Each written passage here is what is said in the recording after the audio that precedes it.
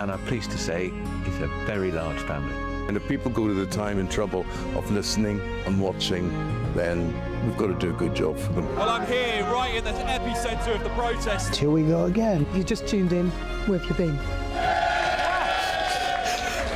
It is raucous here tonight. That's what makes us the fearless champion of Britain.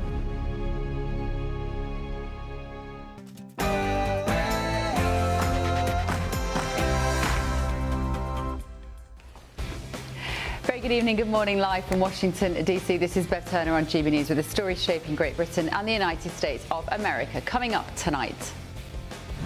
Imagine good growth in every postcode and hope in every heart.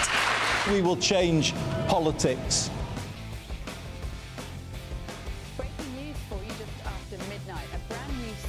Has revealed what most of us, let's face it, already knew. The country is more pessimistic than ever before, with a whopping 83% of you feeling that we are heading in the wrong direction. But can Andy Burnham, behind the wheel, change all of that? Also tonight. And after 2 years, we've stabilised the economy. We have invested heavily in our public services. We've put better protections in for children, particularly on child poverty. Well, that man made a lot of his record on child poverty, but according to fresh research, a record number of households are unable to afford basic essentials such as food and heating. But are they really sure about what is essential? Also tonight. How are you going to deal with Donald Trump? Maybe in a similar way to the way I've just described. I'll just meet him where he's at. Will he meet the new Prime Minister and the President? Will he meet the President, where he's at when it comes to access to the UK's military bases for defensive strikes? As reports say, the White House is lobbying for their use. Also, we need to be a cost of living government, and getting that cost of living down and looking at all possible ways of doing that. Andy Burnham's plan to cut VAT on electricity bills has had a stern rebuke from one of Keir Starmer's closest allies, Darren Jones. He claims the policy is unfunded. Is the revenge of the Starmerites just about to start? Also tonight. Well, honestly, I was speechless when I woke up to your voice. Now you told me how you've been feeling. Let's look at. Honestly, that is the man that's got to represent our country on the global stage. Reports are stating that the White House has concerns about Ed Miliband's appointment as Foreign Secretary. So do I. Just what could they possibly be worrying about? I'm Bev Turner. This is The Late Show Live.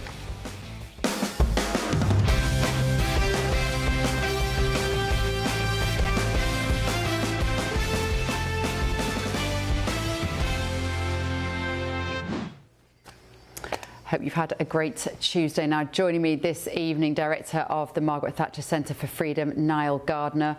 This evening, very familiar face on the show. But also tonight, a new face here behind the panel, but not entirely unfamiliar to you because he is regularly one of our Iranian experts. It's the CEO of Ahura AI and the Future of Humanity Foundation, Brian Talaby. Good to have you with me. Good to be here. Good to see you guys. Now, in London, we've also got journalist and commentator Benjamin Butterworth, and GBNews contributor and comedian Paul Cox is also with us. Good evening, gentlemen. How are we down in London? Good. I'm very excited to see Brian, by the way, because I'm always enthralled by his Iranian commentary, so it's going to be interesting to see what he has to say on everything else. And I'm thrilled to see you, Bev. No pressure. I'm thrilled to see you, Benjamin, as always. Right, moving on to our main news this evening, of course. A brand new, fresh out of the box Prime Minister Andy Burnham has taken office facing deep public pessimism. New Ipsos polling is showing that a huge 83% of Britons believe that the country is heading in the wrong direction, while only half of you are satisfied with your living standards. Confidence in the NHS has also fallen sharply, with just 1 in 4 describing healthcare as good quality. Researchers say Mr Burnham must deliver real improvements to rebuild public trust. So, given this record level of public discord, just what advice would you give the new Prime Minister to repair what many would call broken Britain. Niall Gardner, let me come to you on this. The figures on this poll are genuinely shocking, but not at all unexpected. I think it's fair to say. This is one of these stories where it's like, well, stop the press. The majority of the country are disillusioned, but 83% is huge. Is Andy Burnham the man to turn this around? Hardly, Bev. This is what socialism does to countries. It destroys them.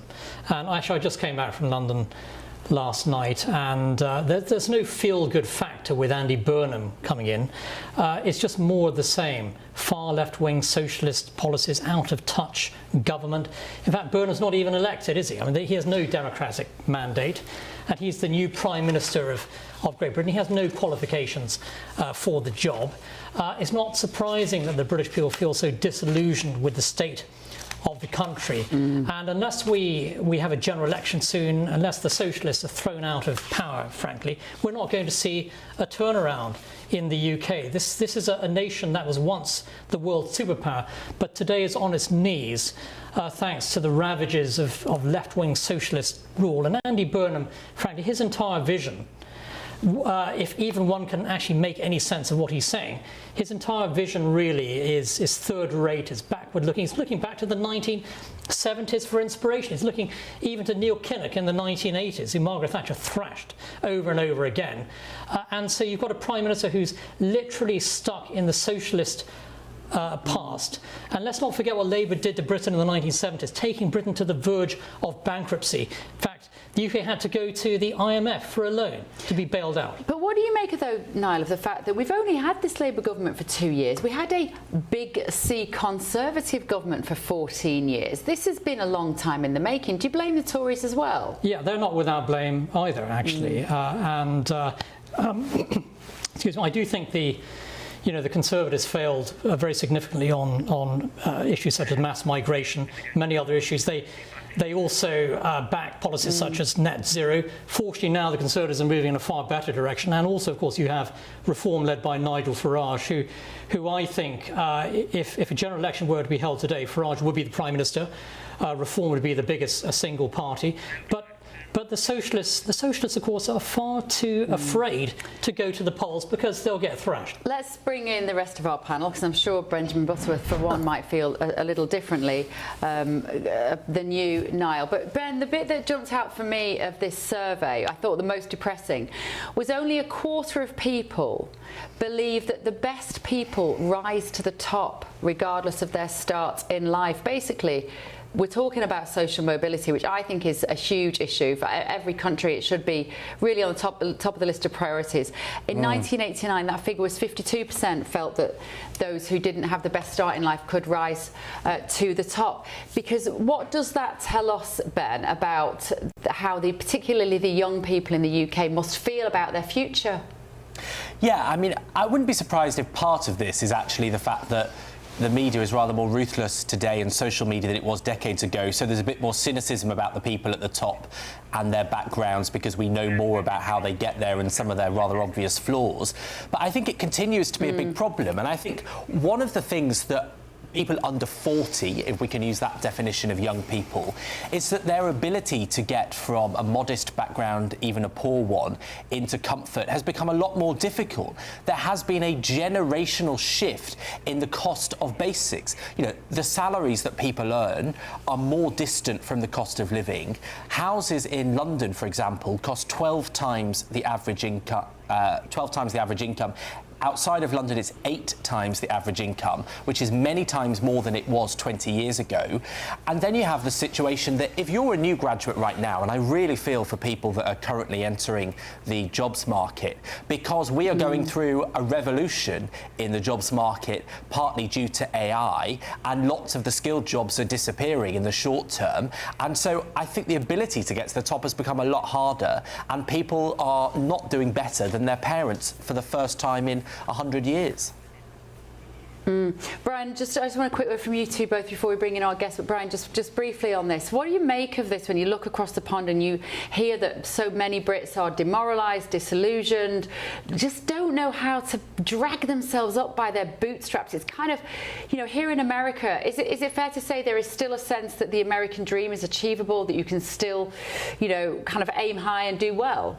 Well, nowadays, over the past year and a half, that we've had this golden age thrust upon us because of President Trump, the reality is that the challenge that Great Britain has is the same challenge that all of Europe has and all of Western civilization, and indeed the United States has been engaging with the same challenges over the past 20, 30 years. Look, fundamentally, there are two types of people in the world. There are the makers and the takers, or as some would say, the makers and the destroyers. When you have too many takers and not enough makers to provide the goods and services, to create the innovation, to pay the taxes, you wind up having an economy that's upside down.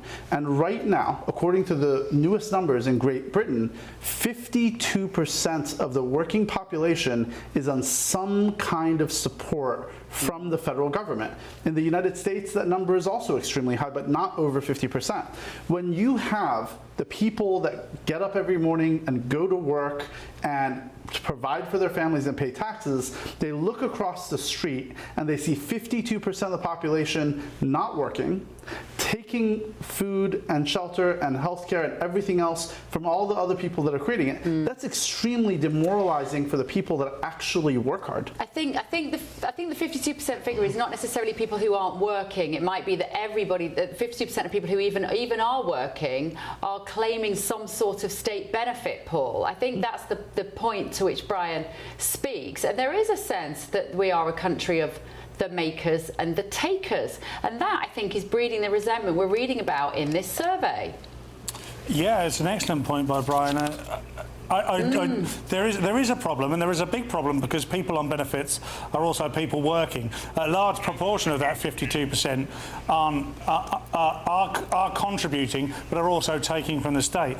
Now, I have a theory on this, and Niall will enjoy this, I know he will, because we've been able to, within our institutions over the last 20 or 30 years, really embed on a majority level the principles of socialism, whilst the business world and those that continue to make the money and also employ lots of people who tell you that socialism is the way forward, the be kind, the trans flag, etc., are operating a capitalism. So they're charging ahead, and the majority of society is sat there waiting to be looked after, because they've been told that they will be looked after by people who are never, ever going to look after them. So a trap has been formed, probably since Blair, but definitely after Thatcher. God rest her soul, hey Niall. But definitely after Thatcher. But since Blair, there has been this overwhelming embedment of socialism within all of our institutions, to the point that it breeds a society that is waiting to be looked after.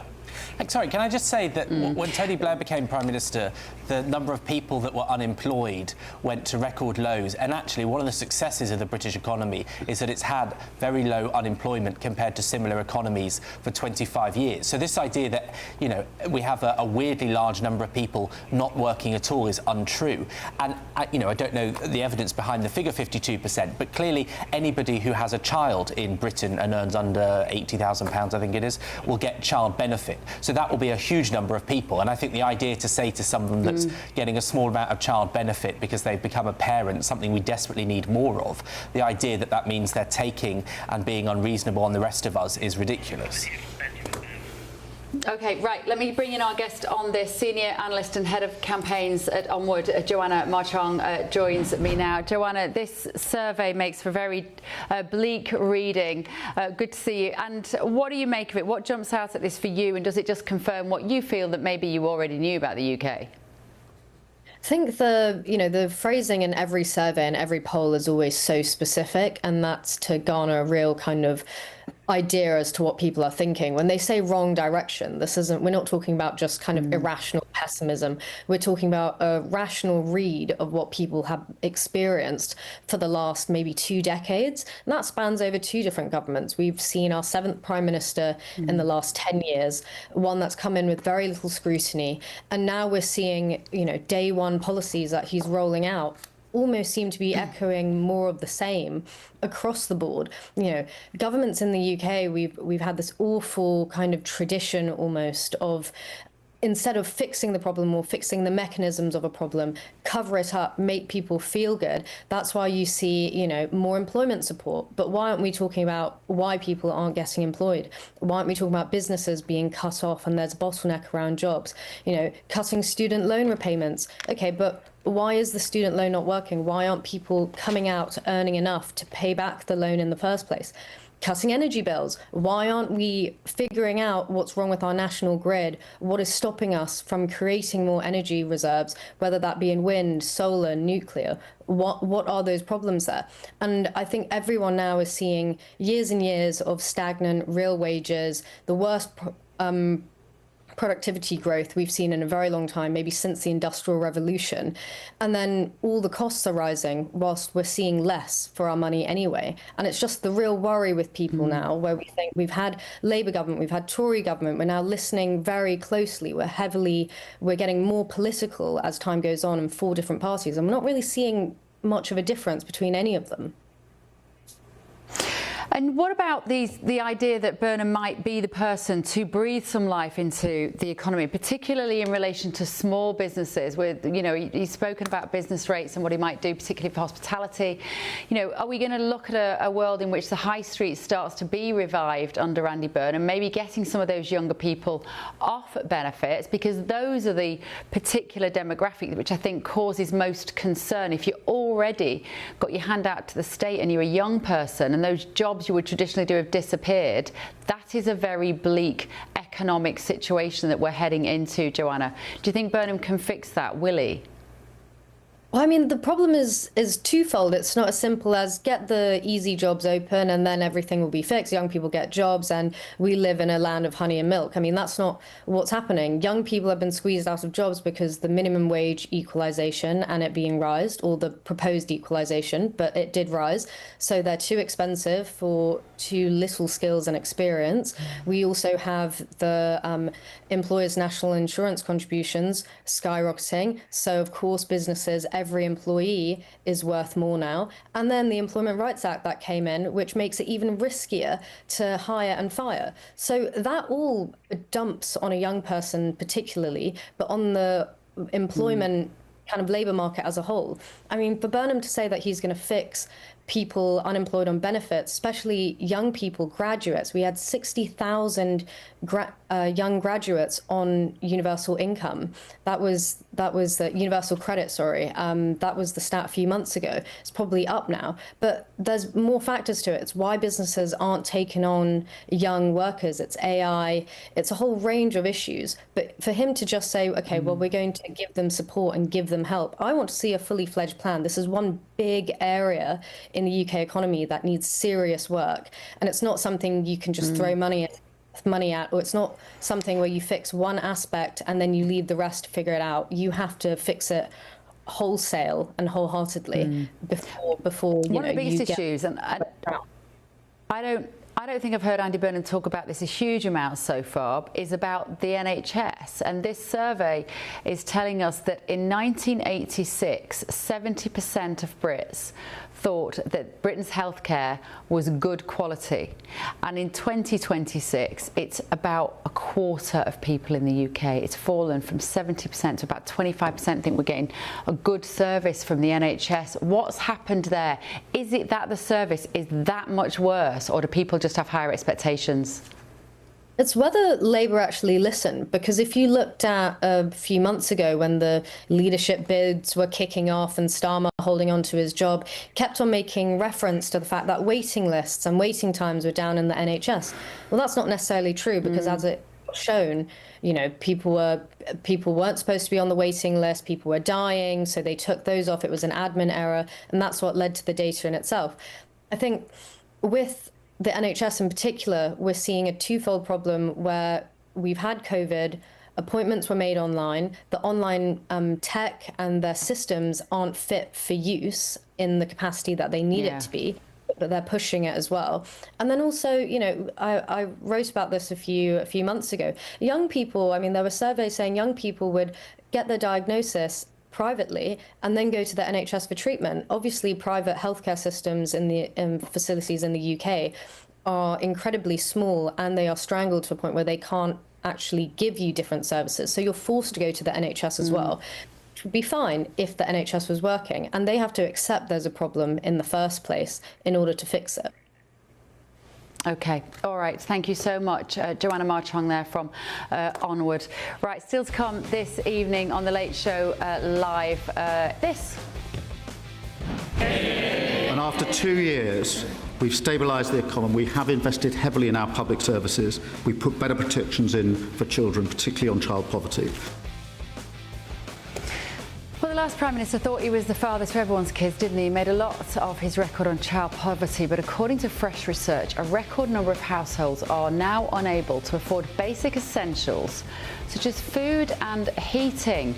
But what do people consider to be true basic essentials? It might be different from what you might think at home. This is The Late Show Live, only on GB News.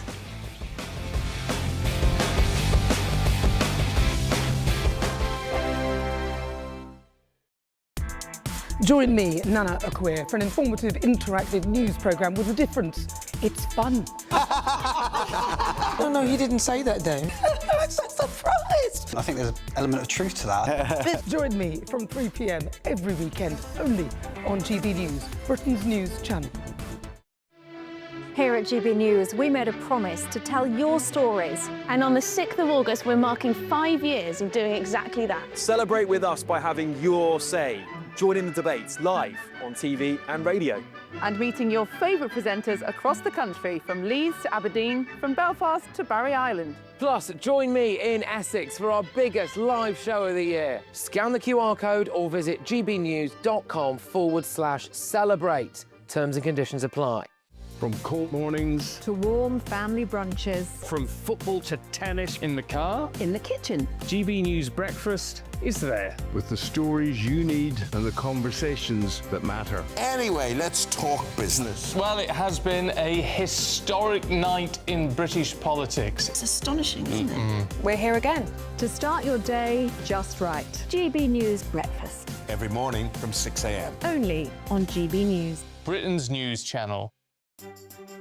Some people enjoy lazy Sunday mornings, but not me. What's the truth of the matter? So that's a very live question. Would you support him if he waters down these plans? Before the spin sets in, I'll be getting to the truth. This is personal. No soft questions, no easy answers. It's one thing if the state has rules in this country. It's another thing whether the police and others actually police them. Setting the agenda and holding those in power to account. You can't really blame her if the system is set up this way. You will not want to miss it, trust me. The Camilla Tominey Show, Sundays from 9:30, only on GB News. From the school run to the home run, watch a new show for all of Britain. He can say whatever he wants. A straight talking show where all voices are heard. And, you know, when are we going to stop talking about smashing the gangs and actually do it? With the stories that matter from every part of our country. There's a bit of a crash landing there for your Chancellor. Bold, fearless and standing up for you. That's me, Martin Daubney, 3 p.m. till 6 p.m, weekdays, here only on GB News. The People's Channel, Britain's news channel. Westminster's full of talk, but out here, it's the real world. Am I allowed to talk now? No, that's it. This is where it matters, real people and real lives. That's what politics is all about. In fact, this Trump made a good start. No. Straight answers, no spin, and just a couple of pints. How many fingers have I got up? About 10. So join me for Lee Anderson's Real World every Friday at 7 p.m, only on GB News. The People's Channel, Britain's news channel.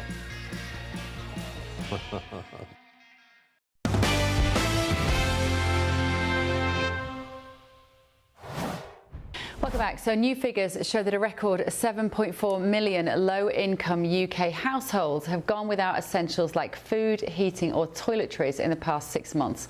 The anti-poverty organisation, the Joseph Rowntree Foundation, says a hardship is increasingly affecting people not traditionally seen as vulnerable, including pensioners and homeowners. The government says it's taking action through tax cuts, higher wages and increased universal credit. But campaigners warn that more support is urgently needed. So what action should be taken to combat this growing crisis, and crucially just what today is considered a household essential? Well, let's talk now to author, academic and activist Lisa Mackenzie about this. Hi Lisa, thank you so much for joining us this evening on The Late Show Live. Right, we know people are struggling and we know that the poor are getting poorer, the rich are getting richer. But Lisa, do we know much about the detail of this, and what do people consider to be essentials? Because I can hear our audience at home now shouting, yeah, but they've all got Sky TV, they've all got the latest iPhones, and so guess what? It's not a surprise they can't afford toilet roll. Yeah, I think, if you have a look at the detail of this, and obviously there's not a lot of detail out yet, but the detail is about particularly toiletries, expensive items that's in your weekly shop. And if you also look at the people who are now being affected by this, it's more than just the usual people who are on benefits, who are at the bottom. The report says that there's an increasing number of over 64-year-old households. People who are over 64 are actually suffering from this as well. And I think, yes, people at home will be sort of crying out saying, big tellies, iPhones, nails, etc. But I think we can all admit, all of us, no matter which side of the political spectrum we're on, that things are very tough in the UK right now, extremely tough.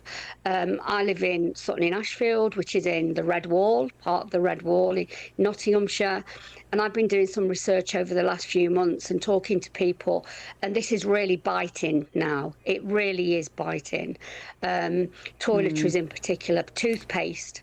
I was talking to an elderly lady who said to me, do you know how much toothpaste is now? It's over sort of £2.50 a tube. I was talking to a pensioner actually who has got wheat intolerance. He can't actually afford the food that he needs. So this is biting into people that it doesn't normally bite into. And is that partly, Lisa, I think, because particularly maybe an older generation, 65 isn't old, let's face it, but we think of that generation as being pretty good at cutting their cloth accordingly, as my mother would say. And yet we think of the younger ones having avocado on toast as deeming that to be, one of life's necessities. Is that where we're seeing the difference, that those people that could normally make ends meet are also finding it difficult at the moment? Yes, I think that's exactly what this report is really pinpointing to, is that the cost of living crisis, the high inflation that we've got in the UK is dragging people who don't normally struggle in times that are hard. They do manage it, they do cut their cloth accordingly. But when you've got, mince steak, which is a cheaper, it's a cheaper cut of meat, and you're paying £7 or £8 for it, when it used to be a lot cheaper than that. People are almost like rationing meals, trying to make meals turn into 2 meals. And these are people that wouldn't have normally done this. I think even this is eating into the middle class as well, actually. Some of the things that perhaps the middle class might have considered normal, and they're now thinking about it. There has been evidence over the last probably couple of years that middle class shoppers are actually choosing Aldi and Lidl, the cheaper supermarket brands, over the more expensive ones. So I think undoubtedly we've got to be honest about the state of the UK. Things are getting really tougher. People's purse strings are really tightening. And, I often ask myself, where is this going to end? What's the end game with this? Yeah. Because people are earning less and everything is more expensive. What's the end game here? I know. Well, universal basic income for everyone, Lisa, so possibly if we end up heading in that direction by 2030. It's not going to work. No, and I don't think that is actually the end game. I don't think that's what they're thinking. I actually think that we've got politicians that don't look 5-6 years into the future. I actually think that they're winging it, and they're continually to wing it and think perhaps next year it'll be okay, and it's not. You know, I'm looking more, rather than universal credit and benefit for everybody, I'm looking at sort of 1950s, 1960s sort of dystopian films and books, you know, where I don't know if you know Soylent Green. I don't know if you know that film. No, I don't know that one. Yeah, I do. Do you know Soylent Green? It's a dystopian film of where in the future everybody but the rich is extremely poor. And they end up sort of, this is really disgusting and terrible, but what they do is the people that die, they start feeding it to the poor.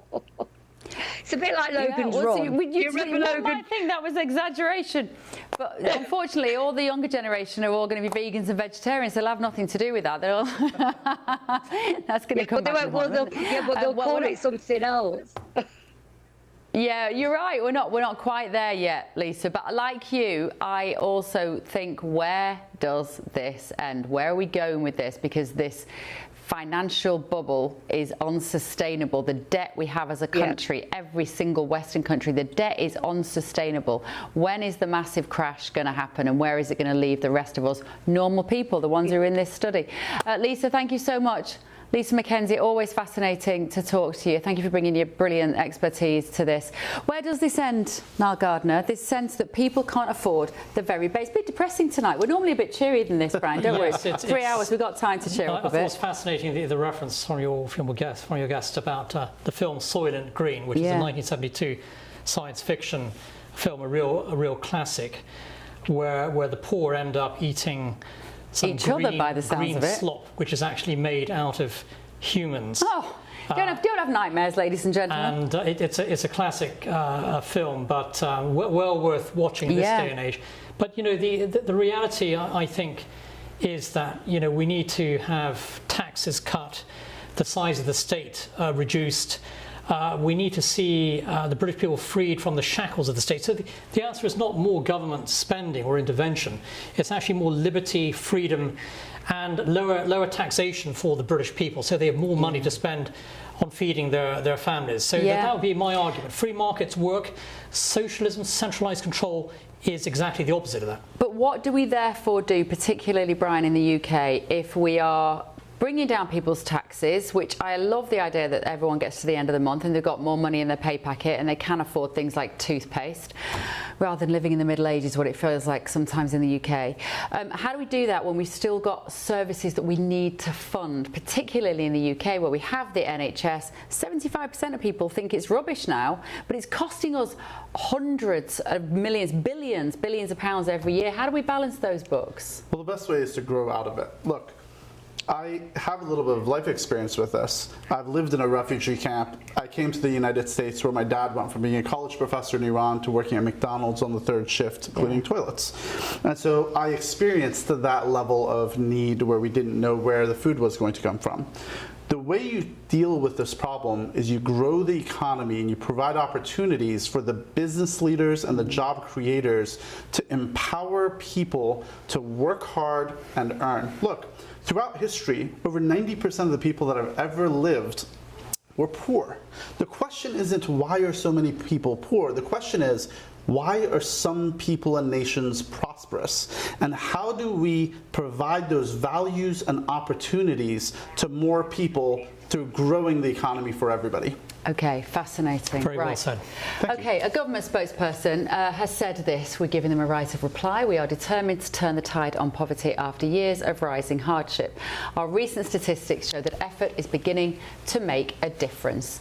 They say household incomes have risen 5% in real terms, food bank usage has fallen, and food insecurity is down. Work is underway to tackle the cost of living pressures through measures such as increasing the national minimum wage, removing the two-child limit, implementing the first ever sustained above inflation increased universal credit, and launching a £1 billion crisis and resilience fund, which will act as a genuine safety net for those in financial crisis. Right, still to come this evening on The Late Show Live. How are you going to deal with Donald Trump? Maybe in a similar way to the way I've just described. I'll just meet him where he's at. But will the new Prime Minister meet the President where he's at when it comes to access to the UK's military bases for defensive strikes, as reports say the White House is lobbying for their use? And Niall Gardner had his head in his hands watching Andy Burnham talk about meeting the President where he's at. We'll discuss that next, only on The Late Show Live.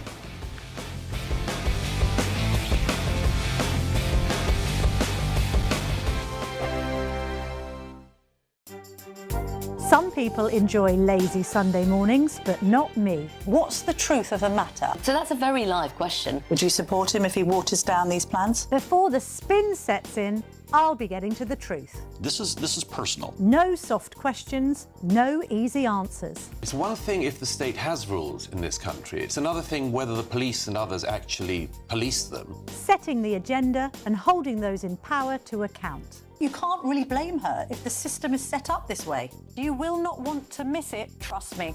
The Camilla Tominey Show, Sundays from 9:30, only on GB News.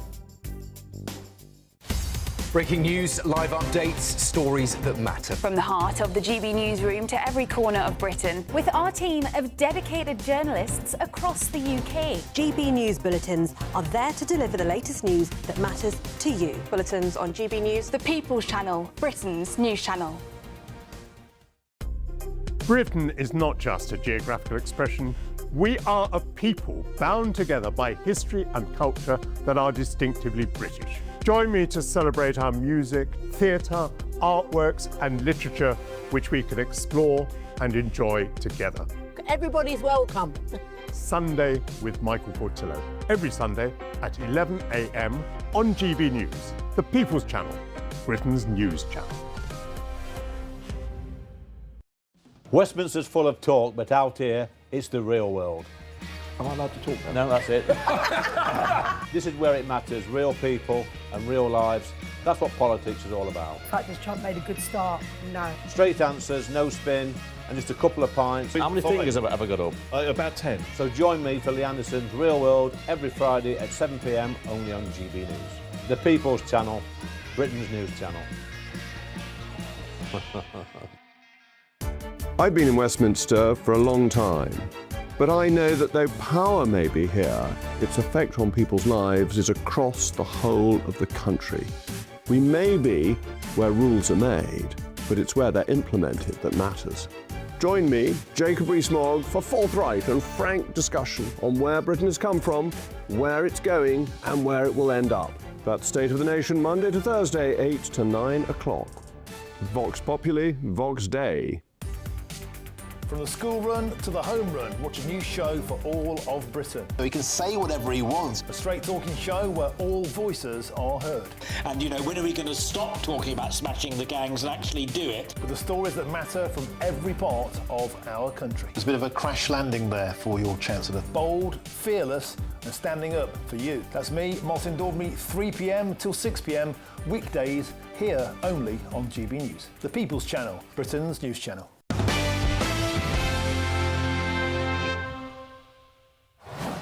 Welcome back. So Bloomberg is reporting that Andy Burnham has approved the use of British military bases by the US for what the UK is calling defensive strikes against Iran. The newly appointed Prime Minister agreed with the decision already taken by the government to allow the use of Diego Garcia and RAF Fairford. Now, this comes after the Telegraph revealed earlier that the President was pressing the new Prime Minister to maintain access to RAF Fairford and Diego Garcia as he intensifies US strikes on Iran.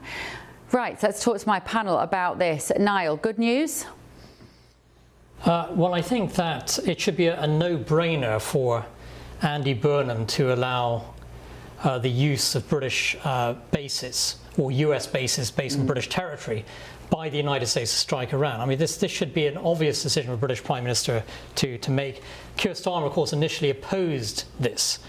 He later relented and allowed the use of Diego Garcia and other bases for use by the United States. But this is an issue of great importance to the US president. And if we have Andy Burnham dragging his feet over this or questioning the use of US bases by the United States, I think that's going to spark an almighty row, actually. And if Andy Burnham is going to be difficult over this, I think it's going to be extremely dangerous for the US-UK special relations. So my advice, Andy Burnham, is do what is in the British interest here, which is to work together with the United States in confronting the evil and barbaric regime in Iran. Don't be some weak-kneed appeaser like Keir Starmer, and do the right thing and stand shoulder to shoulder with the United States. I mean, it might sound on paper, Brian, like he's doing the right thing, but he's talking about military bases being used for defensive strikes against Iran, not offensive strikes against Iran. Does it go far enough for you? Well, that's exactly right, and I agree with Neil on this. Look, Iran has been attacking countries all across the Middle East. It's killed American service members. The United States and England have a long-standing military relationship. It's a special relationship. And we've seen the degeneration of those alliances between the United States and the Western world. We saw President Trump's reaction to Spain when Spain disallowed the use of their air bases. And I think it would behoove Andy to take a look at President Trump's reaction and make a determination based on, is it in Great Britain's interest to anger their closest ally? And let's not forget that having safe passage across the Strait of Hormuz, having peace in the Middle East after the IRGC is defeated, is in Great Britain's interest. Benjamin Butterworth, do you agree with that analysis from here in Washington, D.C.? I mean, look, I have spoken out about the threats of Iran, and when Donald Trump started his war, I thought it was a good idea. I was hopeful, but I think it became evident that there wasn't a proper strategy and that he hadn't tried to bring allies along with him in the way that was appropriate. And so I understood Keir Starmer's hesitance, but I think, at this stage, Andy Burnham is a new Prime Minister trying to maintain the stability and the relationship. It's obviously the right thing that he's continuing to allow for these defensive purposes. Yeah, Paul, or do we have a unanimous agreement here that this is in the UK's best interests? Yeah, but it's bog standard 101 prime ministry, isn't it? It's not like it's not like the sort of thing it would take any brains. By the way, I'm still coming to terms with the fact that our prime minister's called Andy. Nobody seems to be making any fuss of this whatsoever. But Andy's the bloke who broke your big sister's heart. Andy is not your prime minister. But that's where we find ourselves. Do you think he should be Andrew Burnham? Well, he's Andy because he's the king of the north, isn't he? He's real. He's the real Andy. Can I just say, do you know his actual name is Andy Murray Burnham? So no way. It is, because when the King appointed him, he said, "I've appointed the Right Honourable Andrew Murray Burnham as Prime Minister." So Andy Murray is Prime Minister. Wow, incredible. He should have gone with Murray. I can accept Murray as a Prime Minister. That's what it's a bit like when you get on the plane and the pilot says, "Don't worry, my name's Wayne," and you're like, "I am now really worried. I do not want Wayne to fly me anywhere." But anyway, this is where we find ourselves. But I'm certainly in Niall's camp on this. It's like, I'm glad he's been observing things for the last few months, because of course this is what we should do. Fill your boots, Mr. President. Have full access. Do what you need to do. You're so right. It's such a low bar, isn't it, that of what we expect the UK to do when it comes to being asked to cooperate with the US, that we're all sitting here going, should we allow America, who is our biggest ally, potentially our biggest protector, might literally save us one day from the Russians and the Chinese? Should we let them use our islands, do you think? How have we got to this point where we're even questioning that, Niall? Yeah, exactly. It's utterly ridiculous, isn't it? And how low the standard standards are, of course, for the Labour government. I mean, it's just absolutely shocking their lack of support for the United States overall in the war against Iran, the moral cowardice on display from this Labour government, and a government that really has not attached a great deal of importance to the alliance with the United States. It's an absolute disgrace. But then again, this is a socialist government, so what do you expect? The standards are incredibly low. Yeah, well, it may get lower. Let's see. Right, still to come this evening on The Late Show Live. We're going to be looking at the day's papers. The Telegraph is leading on PC Harper's Killers set for early release. We're going to be discussing that after the break, and also a really shocking bit of footage of politicians, the new cabinet, laughing about letting people out of prison early. Don't go anywhere. This is The Late Show Live, only on GB News.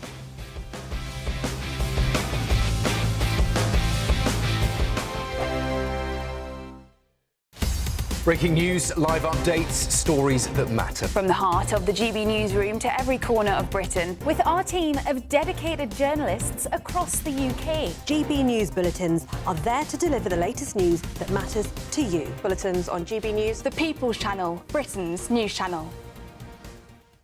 From court mornings to warm family brunches. From football to tennis in the car. In the kitchen. GB News Breakfast is there. With the stories you need and the conversations that matter. Anyway, let's talk business. Well, it has been a historic night in British politics. It's astonishing, isn't it? We're here again to start your day just right. GB News Breakfast. Every morning from 6 a.m. Only on GB News. Britain's news channel. Westminster's full of talk, but out here, it's the real world. Am I allowed to talk now? No, that's it. This is where it matters, real people and real lives. That's what politics is all about. In fact, has Trump made a good start? No. Straight answers, no spin, and just a couple of pints. How many fingers have I got up? About 10. So join me for Lee Anderson's Real World every Friday at 7 p.m. only on GB News. The People's Channel, Britain's news channel. At GB News, we love to hear from you, our loyal community. So drop us a line at gbnews.com/yoursay. There you can talk to each other and also to the presenters live on air. gbnews.com/yoursay, because GB News is your channel, Britain's news channel. Join me, Nana Okoye, for an informative, interactive news programme with a difference. It's fun. No, you didn't say that, Dave. I'm so surprised. I think there's an element of truth to that. Join me from 3 p.m. every weekend, only on GB News, Britain's news channel. You want to know what's really going on in the corridors of power? Labour don't know what to do with you half the time, and that makes you quite lethal in the chamber. Get behind the headlines with Chopper's Political Podcast. Join me, Christopher Hope, as I sit down with the great and the good of British politics. We'll see where this ruling takes us. These are the stories shaping our nation. Chopper's Political Podcast, available now on all platforms. Listen in and stay ahead. Hi, I'm Michelle Dewberry, and my show is your opportunity to cut through all the noise and dive in headfirst to some robust debates. Ideas clash. Situation, No, isn't it? no, Because the failure is you're deliberately avoiding my point. Nothing's held back, And if you think this is the end of it, wait for more. and we do not shy away from the difficult stuff. Sometimes I want to shake people and say, if only you understood. So join me on Jubes & Co. weeknights at 6 p.m. only on GB News, Britain's news channel.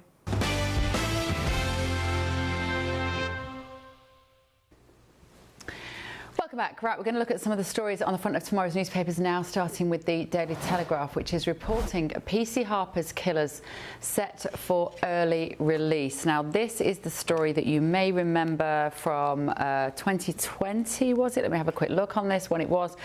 This is obviously the papers that are hot off the press. We're just seeing them for the first time now. This was the case of the police officer who was dragged behind a car driven by a young guy who was 17. It was in August 2019. 2019. He had 2 others in the car with him, and they dragged this police officer. His foot got caught in a tow rope at the back of the vehicle. They dragged him down the road, and he tragically lost his life. He'd only just got married.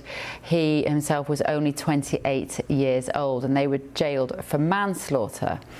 So they should have been in prison for, I think, about 17 years, and now they're being told they can come out early. Right, what do we make of this? It looks terrible, I think. I mean, just regardless of the principle and the victims' families who are going to be apoplectic about this, one of the worst things a new government can do is to let prisoners out early. Do you remember, Paul Cox, when Keir Starmer had not long been elected 2 years ago, almost to the day, and the pictures of prisoners with their mates rocking up in blacked out window jeeps, popping champagne corks in the car park of the jails because they'd been allowed out early? And I thought, if you sat down and you tried to work out what would be the worst start to your premiership, it would literally be criminals celebrating their early release. Couldn't believe it. And they're doing it again. Yeah, that was literally the height of Starmerism, wasn't it? It never got any better after that point for Keir Starmer. Look, I will never, ever understand, and I can't imagine anyone on this panel will either, irrespective of your politics, how this is possible. No, it's not optics that are terrible. The whole thing is terrible. Yeah. In terms of morals, it's terrible. These were, I would say, children, because they were under 18, but they knew exactly what they were doing. They were driving, they pulled the guy behind them for a mile. Now, they were manslaughter because the argument that they successfully won was that they didn't know he was there. But even 13 years is not good enough, but 6 years of that to be served is absolutely terrible. They killed a police officer. And now, whatever you might think of the police, and we all have our views on the police, these are the people that uphold the law in our country. These people should be people we respect. Now, there are a million stories we cover every week that makes us think differently. However, in a just society, in a society that's based in reality, these type of crimes would be seen as the worst type of crimes, and you wouldn't get 13 years. These kids were smiling as they went to jail in 2020. Many people can remember that. They didn't take it seriously whatsoever, and now they're out. His wife, who'd only been married to for 3 weeks, they hadn't even gone on their honeymoon, is bringing up the children alone. His mother's already come out today and said, this is heartbreaking. This is beyond abhorrent to me, Bev. Yeah. Benjamin, what do you think of it? Well, you do get a higher tariff if you attack a public service worker such as a police officer, and that's completely right, because it's an attack on, you know, the boundaries of society, not just the individual, when you target someone in a job like that. It's obviously, I mean, I won't defend the idea that these people serve little more than half their sentence, but you have to recognise the context in which the early release scheme came to be necessary. When Keir Starmer and Labour came into government, the previous Justice Secretary, a guy called Alex Chalk, barely known in his own home, I think, but he was the Justice Secretary, and he said this himself, that they had let a situation get that there were literally just a handful of cells across the whole of the UK available by the time the Tories left government, and that it was one of the things that played into Rishi Sunak's thinking for the early election that he held, the surprisingly early election, was because they were literally about to run out of cells. And so I think it's a rewriting, a dangerous rewriting of history to somehow suggest that Labour wanted to just free all these people in July 2024. There literally wasn't a choice unless you were going to say that people currently going to court could not go to prison, which was a far greater breakdown in trust. That's a ridiculous argument, actually. It's actually not. Hang on, Niall. Well, there were no prison places. Open up those completely jails. Ridiculous argument. There were no prison places, Niall. Explain what you would have done. This is a responsibility of the Labour government, right? They could build Niall, more there prisons, were no places. What would you have done? Actually, and stop evil scum from being released from prison. Okay, this is the sensible thing that you do. Lock these thugs should be serving life in jail. This is a responsibility of the Labour government. They are allowing these scum-filled killers free. Actually, it's an absolute disgrace. It really is. It's sickening. It's disgusting. It's the responsibility of this useless Labour government that has no sense of moral comprehension whatsoever. It's an absolute Niall, outrage. can you answer the question? When there were no prison spaces, what would you do? Hang on. Well, you know what? Exactly. Yeah, you just do whatever you can actually to keep them in jail, whatever it takes. You keep evil people off the streets. And this Labour government is pulling out scum like this so that they can arrest people for posts on social media. It's absolutely inane, and it's criminal what they're doing to the people of England. OK, a Ministry of Justice spokesman has said this was a horrific crime and our deepest sympathies are with PC Andrew Harper's family and friends. In 2024, the country is facing a prison crisis and a total breakdown of law and order, with judges ordered to stop jailing dangerous criminals. This government is committed to public safety. We are building prison places at the fastest rate since the Victorian era and taking the difficult decisions needed to lock up the most dangerous offenders. Let me know what you think at home. I'm sure you will. gbnews.com/your say. More to come in the next hour, including this.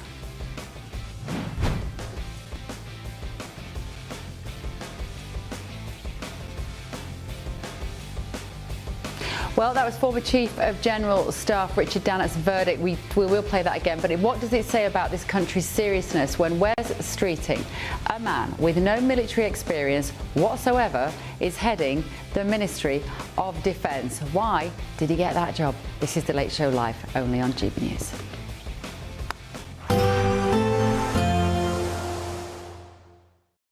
Today, clouds overhead. Total zen within. Box Solar sponsors the weather on GB News. Good morning. Welcome to your latest weather update from the Met Office here on GB News. Another fine day by and large today. Perhaps a bit more cloud around than recent days, but most places, again, are going to be dry and really quite warm across the south. The breeze is generally coming down from the north, which is why we're not seeing exceptional heat that we have done earlier in the summer. But still, it's fine out there. Sunny spells. Some more cloud developing through the day today. Some patchy light rain over northern Scotland and at times coming down the east coast. Possibly the cloud thick enough here for the odd light shower, but most places dry, sunnier skies for Wales and southern England. Northern Ireland also looking generally a bit sunnier. Temperatures getting into the mid to high 20s across the south. It is cooler where we've got the cloudier skies across northern Scotland and at times along the east coast. As I said, there's the small chance of seeing a shower or two here, but certainly for much of Wales, the Midlands, southern England, a fine and fairly pleasant evening with temperatures in the mid to low 20s. Sunny spells continuing for Northern Ireland, a bit more cloud at times drifting onto the north coast, and northern Scotland staying fairly glum through the day today. Nothing heavy in terms of the rainfall, but light rain and drizzle will tend to come and go throughout the day, especially over the Highlands. That'll continue into this evening as well. Maybe one or two light showers at times drifting into parts of northeast England, but again, really enough to wet the gardens, and most places will just stay dry. A bit more cloud around, keeping the temperatures up, generally in the teens to start Thursday. Again, a similar story. Most places dry, most places bright. Yes, some cloud around, particularly early on, but tending to break up through the day to reveal some sunny spells. Perhaps a greater chance of a few showers drifting along the Lincolnshire coastline, maybe into the Norfolk coast as well. But again, bar the odd light shower inland, most places I think will stay dry. Perhaps a sunnier day over the Moray Firth, for example. A bit more cloud coming into the far northwest later on. Goodbye. Today, clouds overhead. Total zen within. Box Solar sponsors the weather on GB News. From cold mornings to warm family brunches. From football to tennis. In the car. In the kitchen. GB News Breakfast is there. With the stories you need and the conversations that matter. Anyway, let's talk business. Well, it has been a historic night in British politics. It's astonishing, isn't it? We're here again to start your day just right. GB News Breakfast. Every morning from 6 a.m. Only on GB News. Britain's news channel. Join me, Nana Okoye, for an informative, interactive news programme with a difference. It's fun. No, he didn't say that, though. I'm so surprised. I think there's an element of truth to that. Join me from 3 p.m. every weekend, only on GB News, Britain's news channel. At GB News, we love to hear from you, our loyal community. So drop us a line at gbnews.com/your say. There, you can talk to each other and also to the presenters live on air gbnews.com/yoursay, because GB News is your channel, Britain's news channel.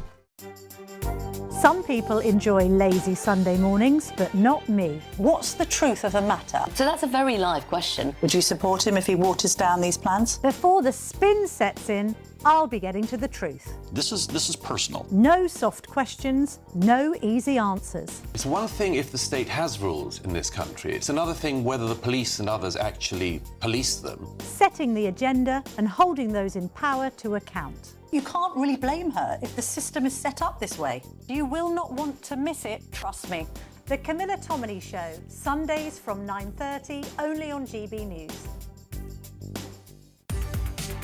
From the school run to the home run, watch a new show for all of Britain. He can say whatever he wants. A straight talking show where all voices are heard.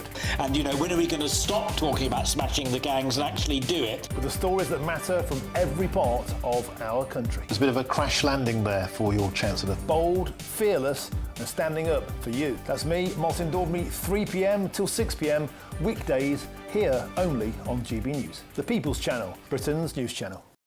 Westminster's full of talk, but out here, it's the real world. Am I allowed to talk now? No, that's it. This is where it matters, real people and real lives. That's what politics is all about. The fact that Trump made a good start, no. Straight answers, no spin, and just a couple of pints. How many fingers have I got up? About 10. So join me for Lee Anderson's Real World every Friday at 7 p.m, only on GB News. The People's Channel, Britain's news channel.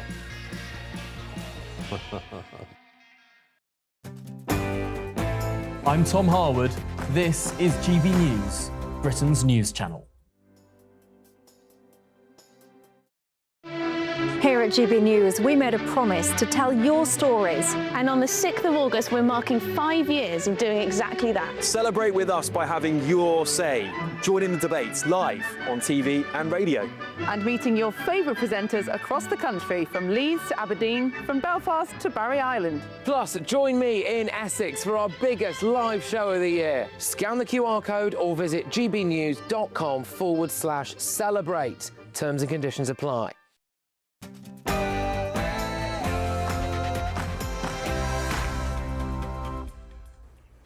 Very good evening, good morning, live from Washington, D.C. This is Bev Turner on GB News with the stories that are shaping Great Britain and the United States of America coming up tonight.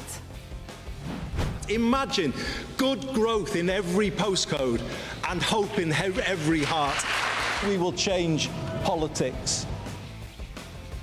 Breaking news for you this evening. A bombshell new study has underscored just how many people in the UK feel let down by the political class, as 4/5 of you say the UK is going in the wrong direction. But what direction is that?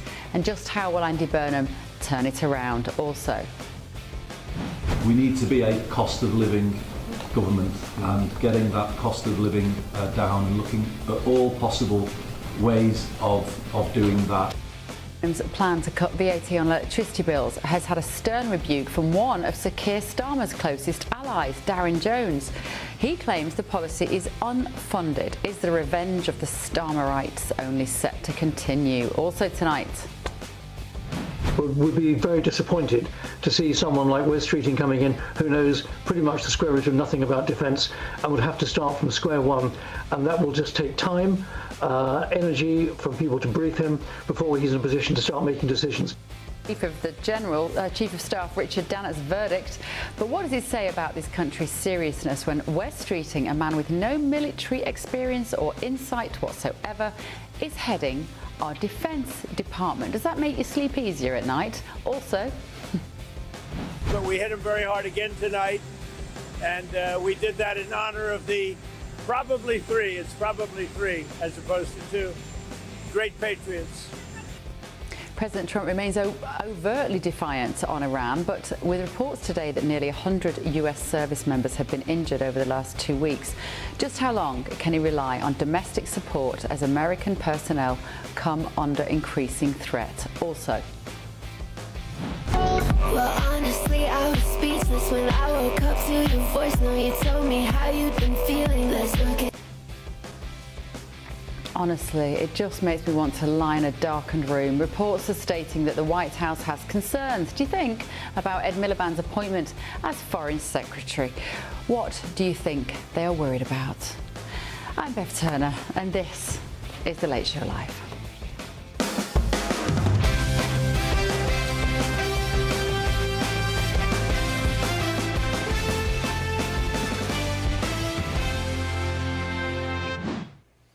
Very warm welcome to you. With me this evening in Washington, Director of the Margaret Thatcher Centre for Freedom, Niall Gardner, and CEO of Ahura AI and Future of Humanity Foundation, Brian Talaby. And in London, we've got journalist and commentator Benjamin Butterworth and GB News contributor Paul Cox. Thank you all very much for joining us. Now, this first story I think is extraordinary because Andy Burnham has promised a cost of living government, announcing an £850 million plan to cut VAT on domestic energy bills this winter, but it sparks concerns over how it would be paid for. We need to be a cost of living government, and getting that cost of living down and looking at all possible ways of doing that. I talked yesterday outside in Downing Street about bringing back hope, and that's got to be us, isn't it? So that was the Prime Minister insisting that any measures to cut the cost of living would be fully funded, and said that the VAT cut would be met by axing the digital ID scheme. I don't believe you. However, Darren Jones, formerly Chief Secretary to Starmer, has criticised the move publicly on X, claiming the digital ID programme was unfunded anyway. He says the government will have to set out how it will pay for its new policies at the budget. Is this the start of the revenge of all of those who got kicked out? Can I go to my panel first on this before I bring in my guest? Because I just wanted you to get stuck into this, Niall Gardner. Oh yeah, I can't They're wait. already turning on you. It's day one. Yes, and so it's amusing to see the Starmerites now fighting the Burnhamites, and it's a bit like the Bolsheviks and the Mensheviks and the Trotskyists fighting among themselves, and they're all socialist lefties, and they're all in the sinking Titanic, and it's absolutely ridiculous, all the propaganda coming from from Labour. Now they're going to scrap this awful digital ideas scheme, claiming it's going to pay for bringing down living costs, and then the Starmerites rightly point out in this case that actually the digital ID scheme was never even funded in the first place. So this is all sort of smoke and mirrors, left-wing, promises, propaganda. This is a government that is already, turning into a clown show. It's only the second day of this government. Benjamin, let me bring in London on this as well. But the thing is, the digital ID is all there. Like, you can all just ignore it when he says he's not bringing it in. It's all there. The infrastructure is there. It's done. It's already paid for. It's all there for every company. It's just, we're walking into it, whether we like it or not. It is unfortunately done. They're just going to brand it differently in some sort of way. But what do you make then of Darren Jones saying this publicly, criticising Starmer? It's a massive slap. Sorry, Burnham, not used to it yet. It's a massive slap in the face for our new Prime Minister, isn't it? Well, if only digital ID were done, it was absolutely the right thing to do, and I'm very disappointed that the plan has been dropped. Well, you should be happy because it's coming anyway. You should be delighted. I can only hope. Now, what I think is that I was really disappointed Darren Jones didn't get a new appointment in Cabinet, because he's actually from a really poor background. He's obviously done extremely well. He's very versatile, very creative, very inventive, an excellent communicator. And then he proved exactly why he was sacked, because he's clearly not a very loyal person. I think the idea that he came out publicly and said this reflects worse on him than it does the new Burnham government. But what's most telling, I think, is that this is the announcement that Burnham led with. It was briefed to the newspapers Saturday for Sunday, and you have to ask, if he decided this policy before he came to government, which we know he did, then did he ask Darren Jones as the minister in charge how much it cost? He didn't tell him. Did the Starmer team mislead the new government about what the deal was with the ID scheme? Or did the two teams not talk to each other at all? And I think that's what's really revealing about this, because it suggests a sort of a real lack of communication between these two parties, between these two parts of the party taking over. I'm going to get thoughts from my other two panellists in just a moment. We're going to talk now to former Conservative Minister Tom Pursglove.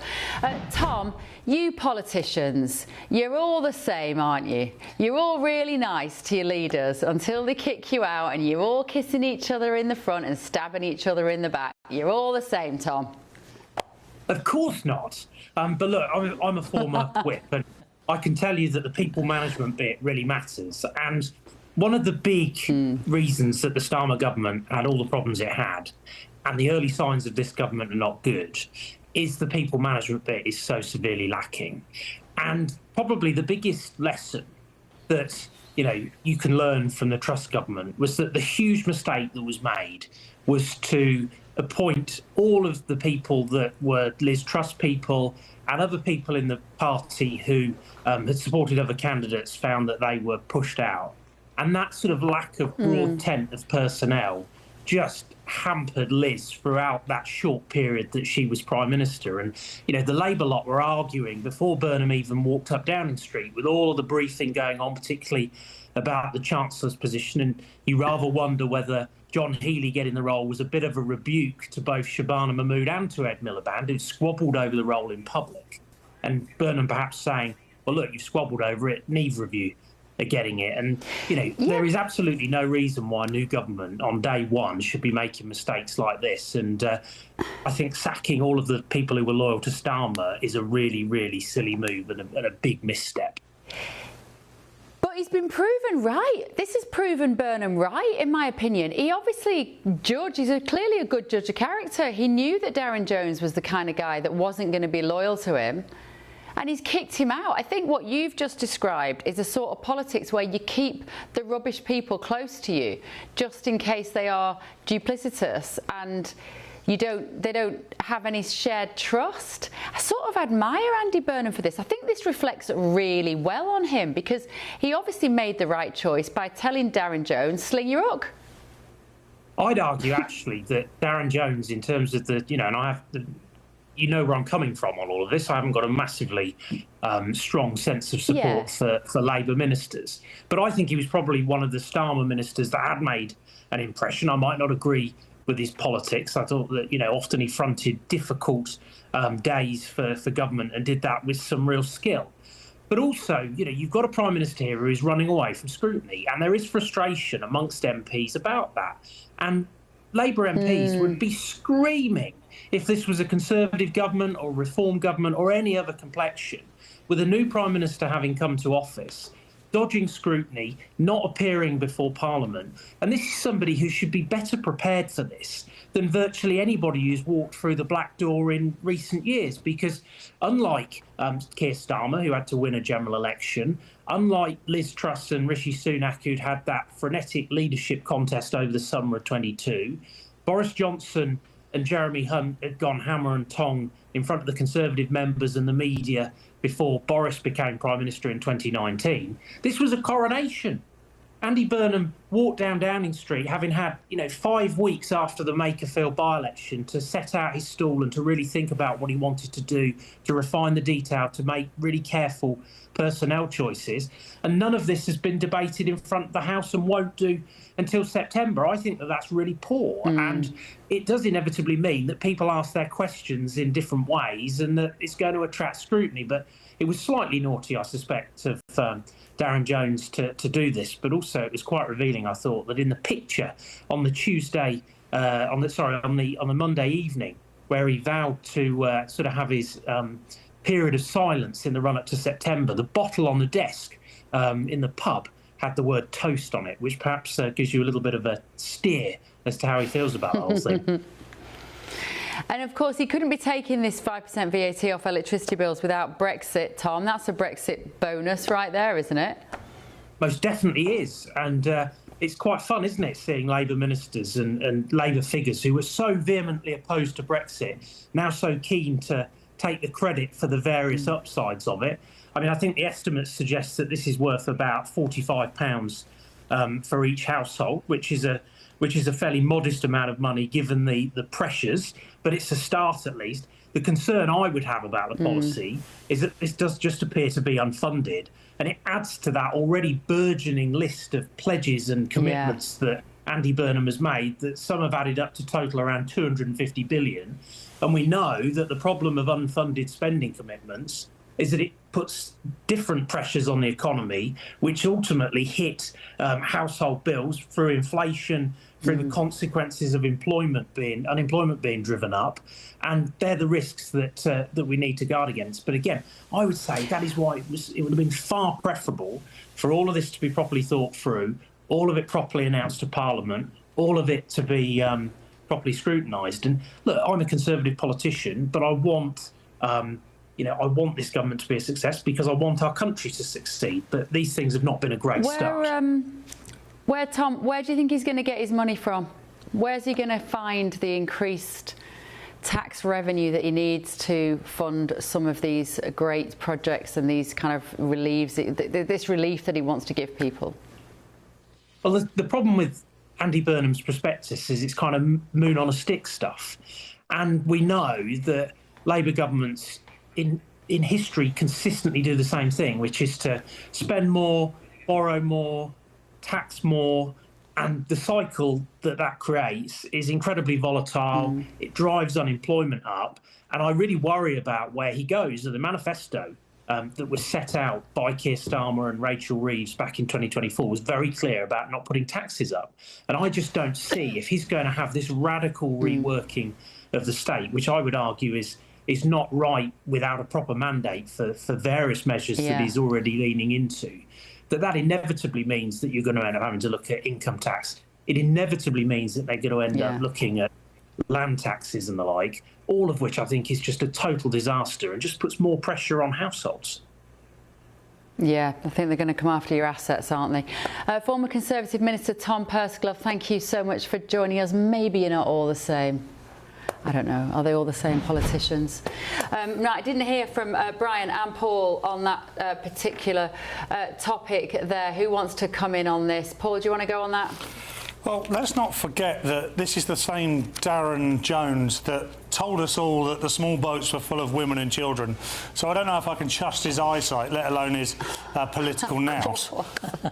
I've forgotten that. So that's just in case anybody wasn't watching here in America, or you've forgotten America. He was on BBC has a political debate show called Question Time, and Darren Jones was on that and was asked about the small boat crossings and said they were all full of women and children. And yeah, I'd forgotten that, Paul, but thank you for reminding me of his idiocy on that particular occasion. Yeah, look, and thanks for explaining my jokes, because it does make them funnier, I guess. What I would say is that if Starmer didn't have a faction before, he probably has one now. He has a whole bunch of jilted people that have gone with him. And Darren Jones is someone I know from talking to political insiders who is quite highly regarded, and they were surprised that he wasn't included. They saw him as a bit of a bright light and someone for the future. Obviously, I can't see it. But it's interesting, isn't it? Listening to Big Tommy P there, as I like to call him, Tom Pursglove, he was very on the money, I think. There's a lot of moon on the stick type stuff coming from Burnham. I'm seeing no change, and I just hope that next year's Prime Minister is better. What do you make of this story, Brian? Because I genuinely think our new Prime Minister is shown in a good light by this, because it shows that his judgment was right. He obviously knew enough about Darren Jones to know he was the kind of guy that once he'd been kicked out of his cabinet, he was going to put something snidey about it on X. Well, look, first of all, I think what Paul said is absolutely correct. So that was hilarious and true. And look, you can't really trust socialists. So socialists are going to stab each other in the back. That's what they've always done. But I want to look at this from a different perspective. Fundamentally, I'm a businessman and an engineer.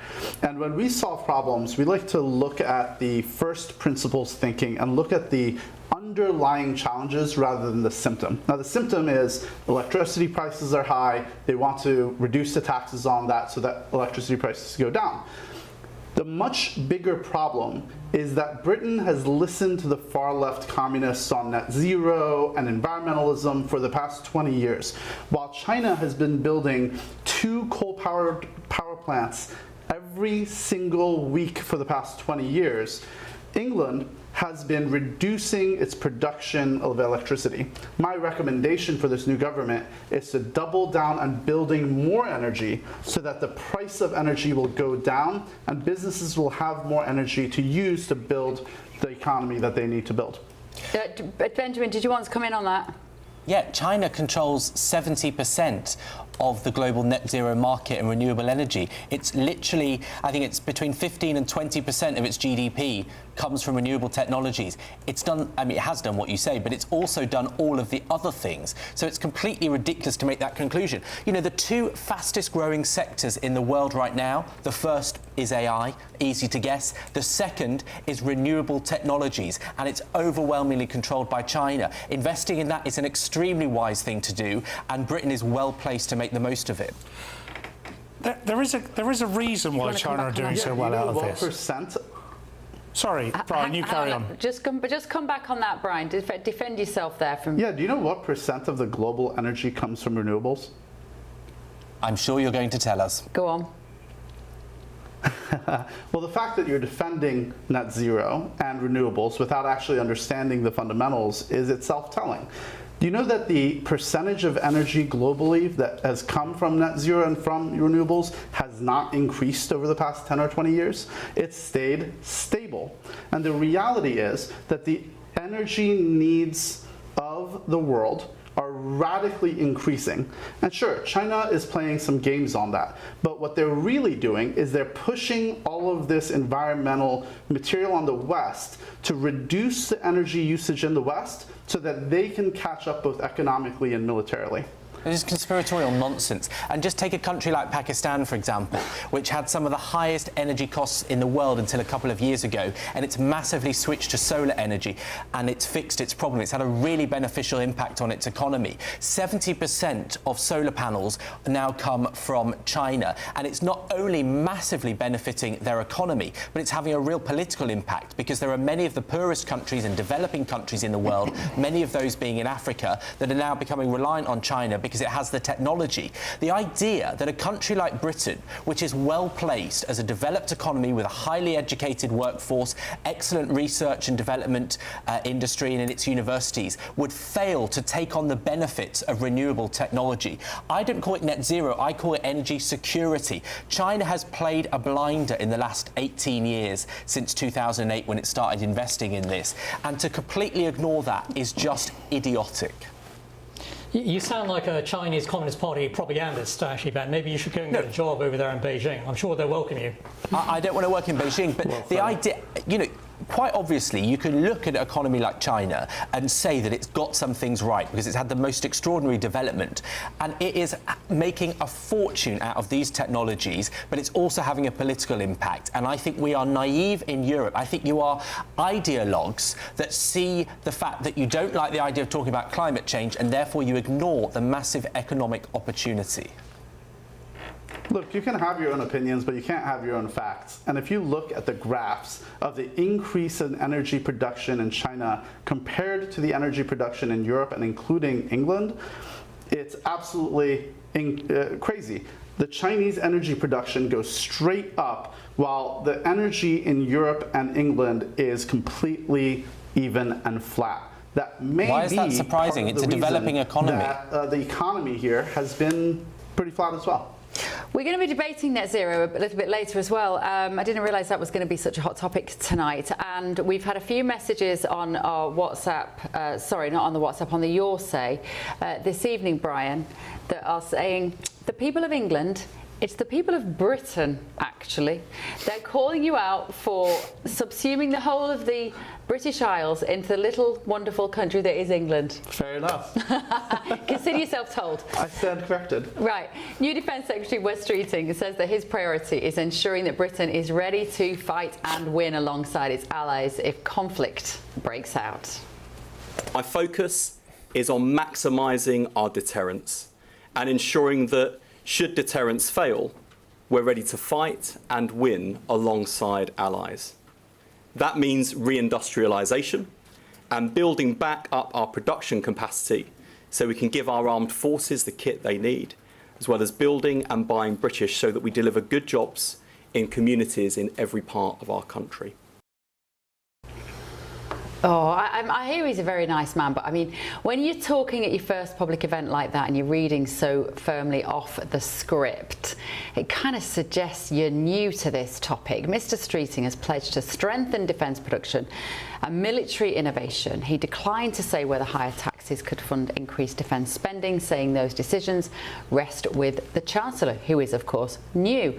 But this does point to a wider conversation. Should a man with zero military experience be parachuted into the nation's leading post in defence? And what does it say about the seriousness with which Britain takes its own security? Let's speak first to contributing editor at Defence on the Brink, Elliot Wilson. Elliot, thank you so much for joining us here on The Late Show Live again. Always a pleasure to see you. I know that people have a brief often that they know absolutely nothing about it. It's been the nature of politics, particularly in the UK, since probably the beginning of time. So what is it about this appointment that makes us so twitchy and uncomfortable? Well, yes, I mean, you're right in that ministers are not always going into departments as experts on the subject, and that's not what they're there for. But it's striking that at the moment, defence is one of the most important topics on the political agenda. We've had a defence secretary resign because there wasn't enough money. We've had another defence secretary appointed, and now he's been bumped back to his old job. So it is a critical time for defence, and it's a very difficult and demanding subject. And it's not just that the Prime Minister has picked somebody who isn't particularly experienced in the field of defence or national security. It's that he picked somebody who has, as far as I can see, no interest and no experience in the field since he was elected, more than 10 years ago. And it does also seem as if it's partly a sort of political reward, because, of course, he decided not to stand for leader when Andy Burnham came back to the House of Commons. So it does feel a bit awkward, and it feels a bit like it's somewhere to put Wes Streeting, which is commensurate with his standing in the party. It was one of the last appointments, of course, on the day, Elliot, which also maybe gives it that whiff of, well, here you go then, P.S., you can have this job. But I think there was some logic behind the other appointments. Almost all of them have a sense of making sense. I think Healey, as Chancellor, given that he was so concerned about spending on defence, and it's like, OK, well, you've made it clear where you want money to be spent. There you go. Have that. I think even Miliband in Foreign Secretary makes sense. He's a globalist. He loves glad handing it around the world, drinking champagne and eating canopies. He'll be very happy on doing that job, and it also, frankly, will take him out of the country quite a lot of the time, which I don't think many people would be disappointed about. So there was a lot of logic to some of these positions, but I think this one with Streeting, it just seemed to come out of nowhere, didn't it? It does feel a little bit like it's the end of the game of musical chairs. Now, there's always going to be a bit of that with politics and reshuffles because of the system we have. There are always going to be a couple of appointments which will look a bit odd. But for it to be defence at this particular time, when the world is as unsafe as it's been since 1945, arguably, when we face possible threats against NATO from Russia, when we're talking about nuclear proliferation, things like that, it seems an odd time to, firstly, to put in Wes Streeting, who has no experience in it, but also to remove Dan Jarvis, who's been Minister for Security and who is in the Parachute Regiment and who knows about defence. So to remove him and put in Wes Streeting does smack of politics rather than policy, I think. Yes, that's a very good point about Dan Jarvis. Al Khan's maybe would have made more sense in this particular chair, Elliot. Again, I mean, Al Khan's a very experienced member of Her Majesty's Forces. He's a colonel in the Royal Marines. He's got a lot of experience on that side of defence. Whereas Wes Streeting is not an insignificant politician. He's very skilled and very able, and he's presented a good case at health for the past 18 months, 2 years. But defence seems to be completely outside his brief and his bailiwick, which makes it look very strange, particularly when you do have this sensitivity that John Healey resigned a month ago, and there was a lot of criticism of him, of the government from him. So it's such a sensitive time to put in a complete newbie. Does seem an odd decision, and perhaps it's because Andy Burnham doesn't really have much interest in foreign affairs and defence. It seems to be that he's interested in domestic politics, and that's about it. Yeah, and that will make a lot of people very happy, the idea that he's interested in domestic politics rather than what's going on overseas. It's a little bit Trumpian, some might say. It's hard to imagine maybe Wes Streeting sitting alongside Pete Hegseth here, the Secretary of Defence, now, of course, Secretary of War, because they changed the name on the desk. I can't really see Wes Streeting and Pete Hegseth maybe having a huge amount in common, but I don't really know what I'm basing that on other than their past experience, as you say, of being in the military or not. I think they seem to have very different personalities. I mean, Secretary Hegseth is a very, he talks a lot about, war fighting and the warrior spirit and all that kind of thing. And he seems to be very hands-on and concentrated on the sort of lower levels of military operations. I mean, Wes Streeting may turn out to be a brilliant defence secretary. I don't know. But he is going into it with less experience than almost any defence secretary I can think of. Like, he's never served as a junior minister there. He's never served as a junior minister anywhere, in fact. And he had prepared for the health brief very, very thoroughly. He'd been Chad's Secretary of State for Health for 3 years before he took over the job in 2024. So this is a real sort of culture shock, I think. The only thing I can say is that he won't be afraid of massive reorganisation, because he's been in charge of the NHS. But then John Healey's done the reorganisation of the MOD already. So, he now has to say to John Healey, well, that money that you said we needed, we still need. And if he doesn't do that, if he seems to accept the defence investment plan as good enough, then I think that will also say something about him, because it clearly isn't good enough. Very astute, Elliot, as always. Contributing editor from Defence on the Brink, Elliot Wilson there. Let me talk to my panel about this. Thanks, Elliot. Right. Who wants to get stuck into this? I got the feeling you do, Niall. You're like a coiled spring beside me. It's not just the Maltesers that you brought with you. Maltesers I know you're desperate to go on this. Yeah, well, I think that, this is an utterly ridiculous appointment. I mean, Wes Streeting has no qualifications for this job. Running the NHS, of course, which is a complete disaster zone, is not the same as running the armed forces and the British military. And Wes Streeting, looks like a choir boy. He's a former president of the National Union of Students. I mean, he doesn't have any kind of military knowledge or experience. He has no foreign policy experience, national security experience either. And if you compare, I feel like I really have to defend him. Carry on. If you compare Wes Streeting with Pete Hegseth, who is somebody who has combat experience, a lot of military experience, is greatly respected actually by the US military, it's night and day. I mean, there's a vast difference in the quality, the experience, the kind of gravitas, the level of respect. And so this is a joke. I mean, it's a joke appointment. But then again, this is a clown show of a British government. So what do you expect from the socialists? They appoint a lot of people into positions who have no knowledge or experience. And, what does it say about the state of Britain today? I mean, utterly ludicrous appointment. And I think it'll be, Wes Streeting, will come across as a laughing stock, I think, to a lot of the British military, frankly. Benjamin, you've got to defend. I mean, I feel like I have to defend Wes Streeting with that absolute haranguing he's just got there from Niall on all sorts of levels. He did run, he was in charge of the NHS. He's done health. That was a big portfolio. That was a big portfolio to deal with. Maybe this is well within his capabilities, Ben, is it? Look, I think I'm going to start doing a drinking game and taking a shot every time Niall says the word socialism. The problem is I'll be glad. A lot. Exactly. The problem is I'd be absolutely off my face by about 12:10. But look, I think a great idea to me. Well, yeah, I drink almost as much as Pete Hegseth is rumoured to, which is one of the reasons why I don't think he's such an oracle for the position of Defence Secretary. Now, in the case of Wes Streeting, I think it's a perfectly legitimate criticism and question and expectation to say he doesn't have a background in defence when he gets the job. Ultimately, that's the nature of how the British system works in a way that US appointments don't tend to work. I think what's clear about Wes Streeting is that he is one of the best and most intelligent Labour politicians of his generation. He is very much a moderate, a sensible in the party. Many people have seen him as a potential Prime Minister and leader, most of all himself. And I think, actually, to put someone with his level of competence and his vision and his communication skills in a department like that, it may be that he's not an expert on it today, but I suspect that he will be a very effective leader because that's what he proved when he was in the health brief. On the job learning, probably. What do you need, Brian, as a defence minister? What do you need in that role? And does Pete Hegseth have it and Paul West-Streeting, who's taken a kicking tonight, doesn't? You need someone that understands geopolitics and understands the threat vectors that Western civilization faces. Let's be real here.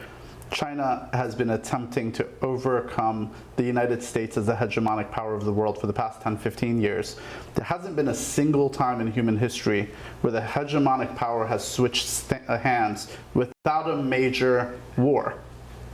China has made it very clear that they're going to attempt to take Taiwan in 2027. Look, we're in a time of war, whether we like it or not, and Western civilization has to protect itself. And it's beyond silly, almost criminal, to put a person in that incredibly important role that doesn't know what they're doing, has no experience, and can't have the respect of the fighting men and women that are going to be reporting to him.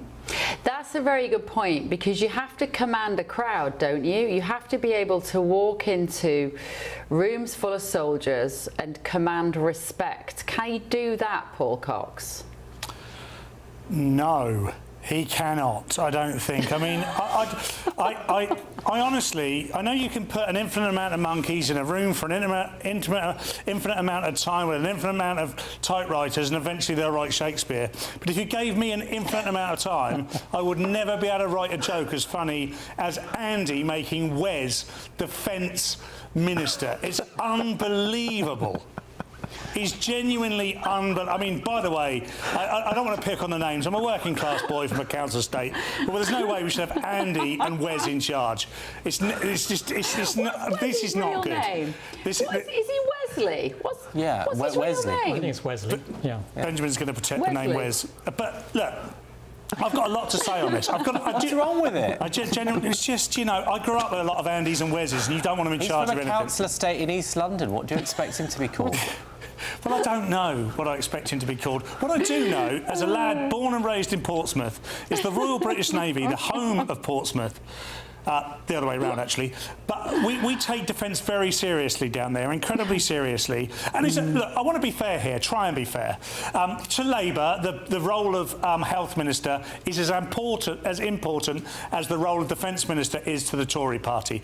On the right, we hold the Defence Minister in high regard for every reason, because it doesn't matter what you do, everything is protected by our defence system. Your economy, your sociology, everything you can think of, the economy is protected by defence. So you've got to have the right person at the top of defence. We've just had the worst defence investment plan anyone has ever seen, irrespective of what Keir Starmer has to say about it. Now Wes-Streeting comes in after this, doesn't have a clue about defence, and is now going to deliver this dip, the defence investment plan, which is horrible at a time when, as Brian and Niall have pointed out, we are at the biggest risk we have ever been at.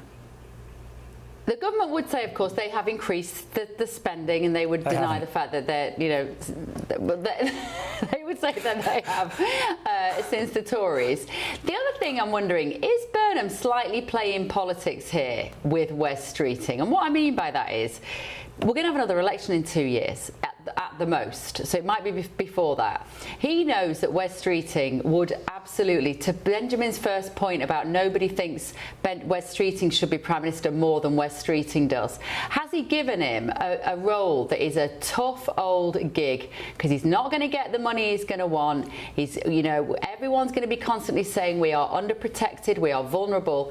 Wes-Streeting is going to be the man who's got to go out and defend our record in terms of our military spending. Has he just cast him as a busted flush come 18 months? If so, it's genius. Yeah, we keep saying this about Andy Burnham. Oh, he's put Ed Miliband as the Foreign Secretary because it'll get him out of the way. We put Wes Streeting in the most difficult job because he's going to fail. I think we're giving Andy Burnham a little bit too much credit here. He's not that intelligent. Have you heard him speak?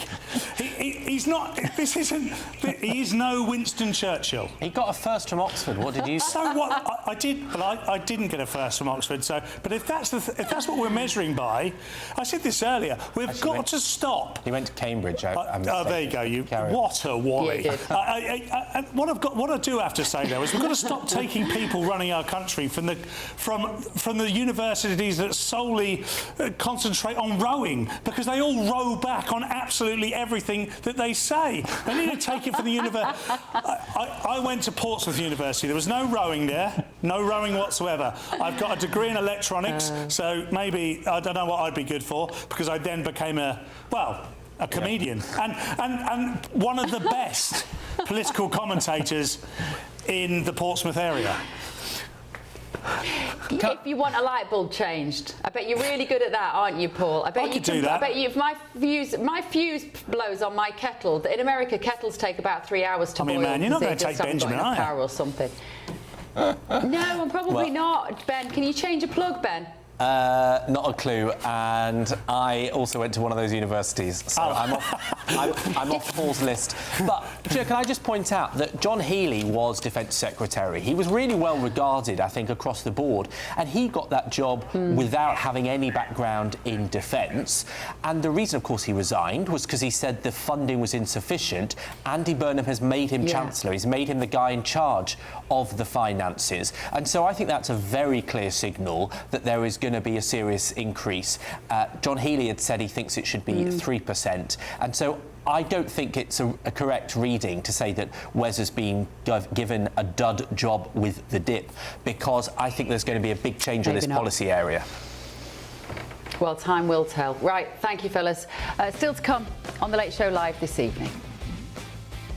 But we hit him very hard again tonight, and we did that in honor of the probably three. It's probably three as opposed to two great patriots. Of course, President Trump is remaining outwardly defiant on Iran, but with reports today that nearly 100 US service members have been injured over the last 2 weeks. How long can he rely on domestic support as the American personnel come under threat? This is The Late Show Live, only on GB News. Quick look at your weather. We'll be right back.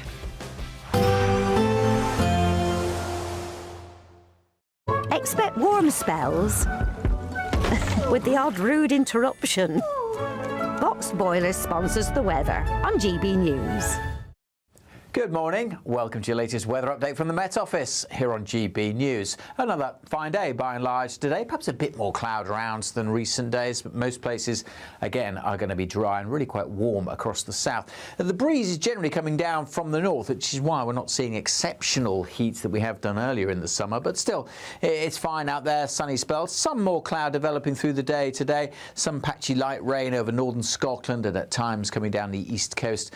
Possibly the cloud thick enough here for the odd light shower, but most places dry, sunnier skies for Wales and southern England. Northern Ireland also looking generally a bit sunnier. Temperatures getting into the mid to high 20s across the south. It is cooler where we've got the cloudier skies across northern Scotland and at times along the east coast. As I said, there's the small chance of seeing a shower or two here, but certainly for much of Wales, the Midlands, southern England, a fine and fairly pleasant evening with temperatures in the mid to low 20s. Sunny spells continuing for Northern Ireland, a bit more cloud at times drifting onto the north coast, and northern Scotland staying fairly glum through the day today.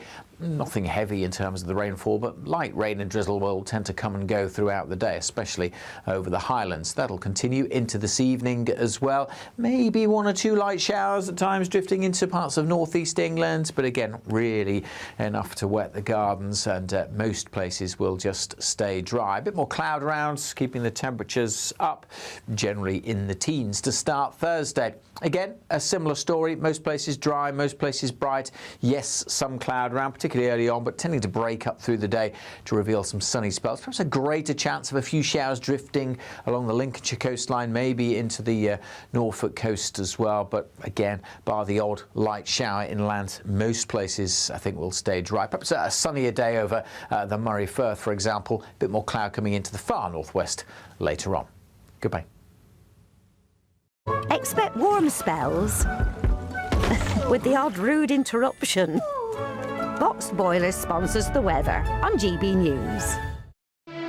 Here at GB News, we made a promise to tell your stories. And on the 6th of August, we're marking 5 years of doing exactly that. Celebrate with us by having your say. Join in the debates live on TV and radio. And meeting your favourite presenters across the country, from Leeds to Aberdeen, from Belfast to Barry Island. Plus, join me in Essex for our biggest live show of the year. Scan the QR code or visit gbnews.com/celebrate. Terms and conditions apply.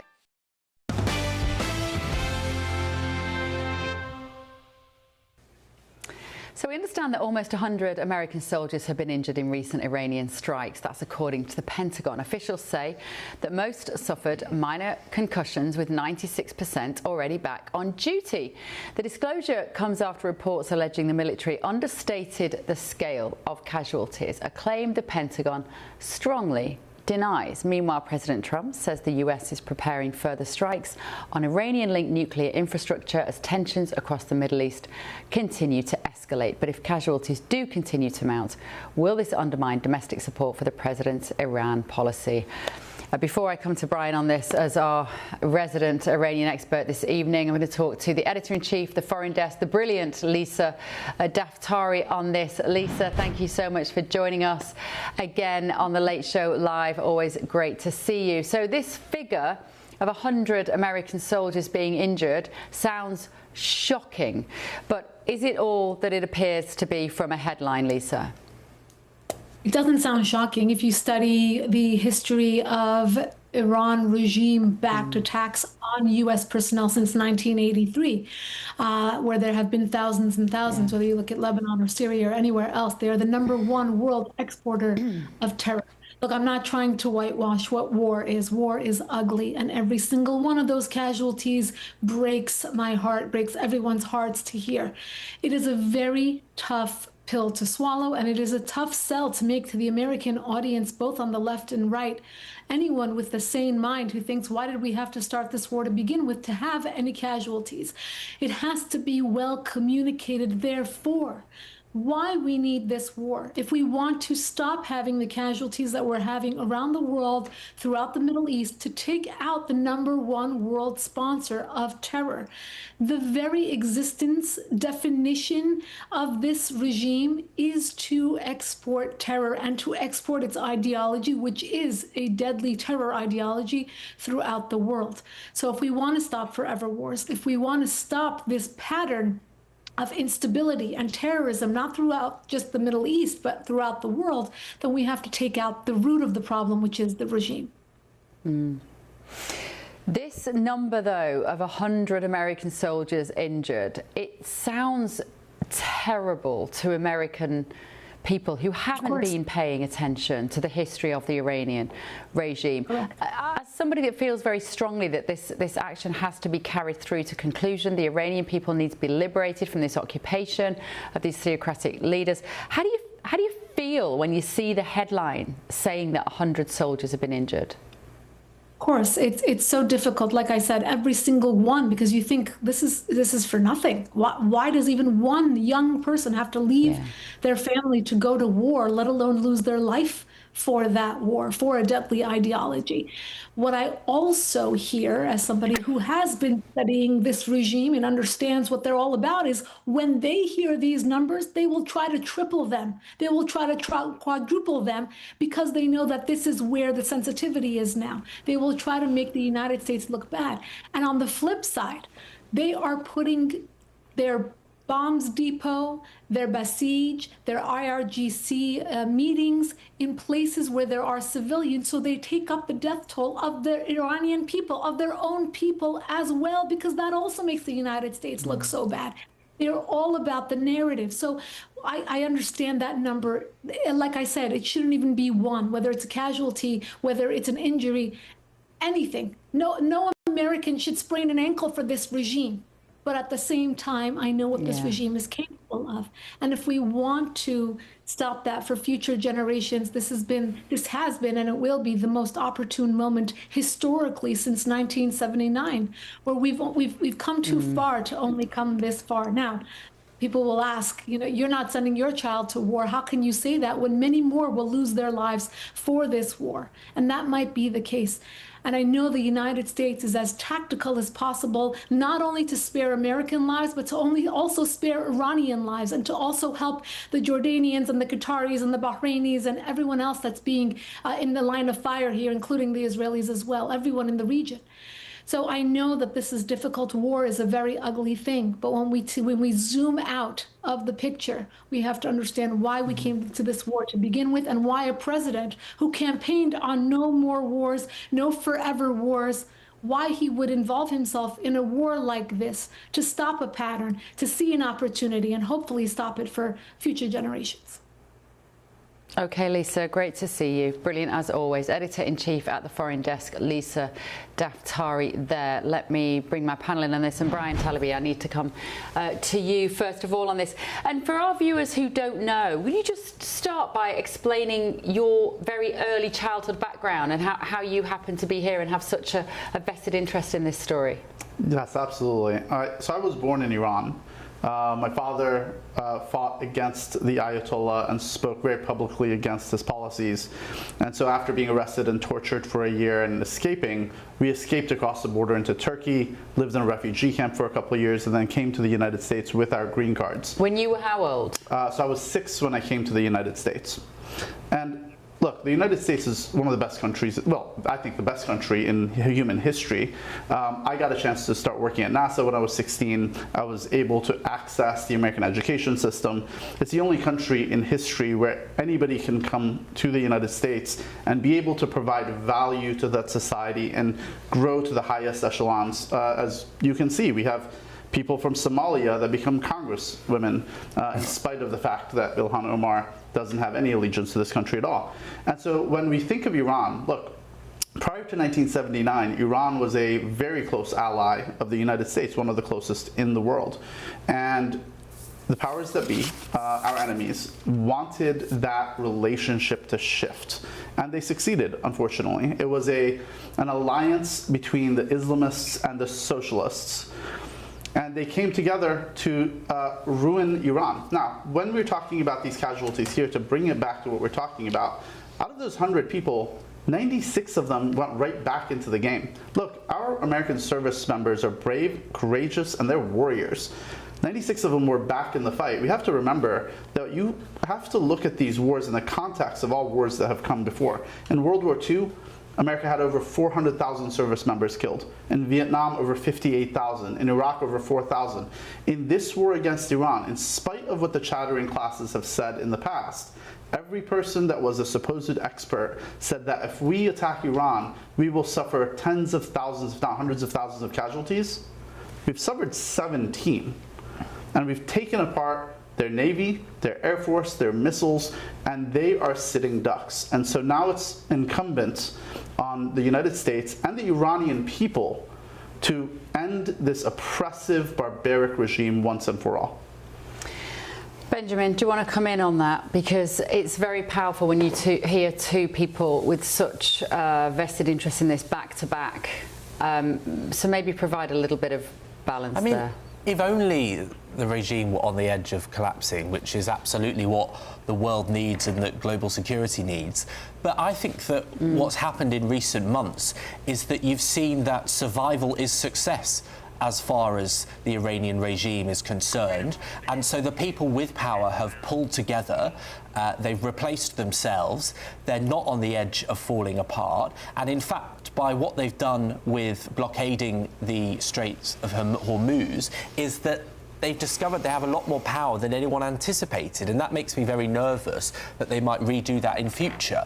And so I think that what Donald Trump had, as I say, I won't pretend that I didn't agree with it at the start, but it's gone very badly because he told those Iranian people that had risked their lives and seen tens of thousands of their countrymen and women killed only months ago, he told them, we're coming to rescue you, and they were thrilled, and it didn't happen. They signed a deal and they're still oppressed, and, you know, I think dollar signs spoke louder than protest signs in the end, and I think that is a bitter shame. Is it just that it hasn't happened yet, Brian? Yes, that's exactly right. Look, this is a much more complicated situation than I think you understand. The reality of the situation is taking out Iran while minimizing our casualties is a very complex game. And part of it is bankrupting the Iranian government, the Islamic regime, bankrupting the IRGC, which they have done. The IRGC is starving right now. They're functionally bankrupt. And within a very short period, they won't be able to even have enough energy to continue running their government. Now, all of that is to say that we want the Islamic regime to fall and maintain most of the infrastructure inside Iran. That is an ideal outcome. Now, there are people within our government and around the world that wanted a negotiated settlement for this war. And we were willing to negotiate in good faith if there were people inside Iran that were able to stand up and become leaders and take the country in a completely different direction that would make the country a member of the global community. It turned out that the leaders inside Iran did not have the political sway to be able to do that. They weren't able to control the IRGC. And so now we have to go about it a different path. Do you want to come in on this, Paul or Niall? Yes. Go on, Niall. Yeah, I'd like to jump in here. You know, I think that what President Trump has done with regard to Iran and what the United States has done deserves the support of the entire free world, actually. And the unfortunate reality is that the UK and practically the whole of Europe has not lifted a finger, really, to do anything to help the United States. And we could end this war at a far faster pace, actually, if we had the entire free world fighting together with the United States against this evil and monstrous Iranian regime. And already, actually, the United States has had huge successes militarily against the Iranian regime.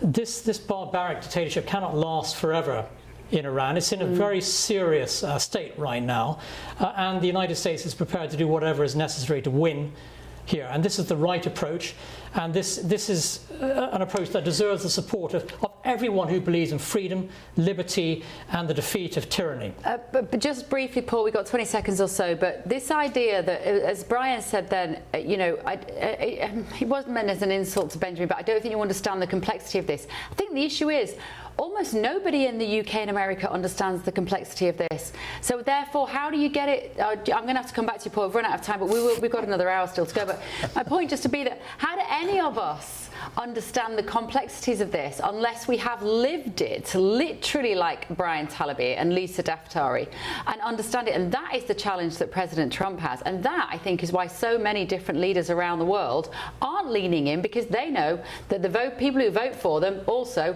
don't get it. Don't go anywhere. Quick break. Back in a minute.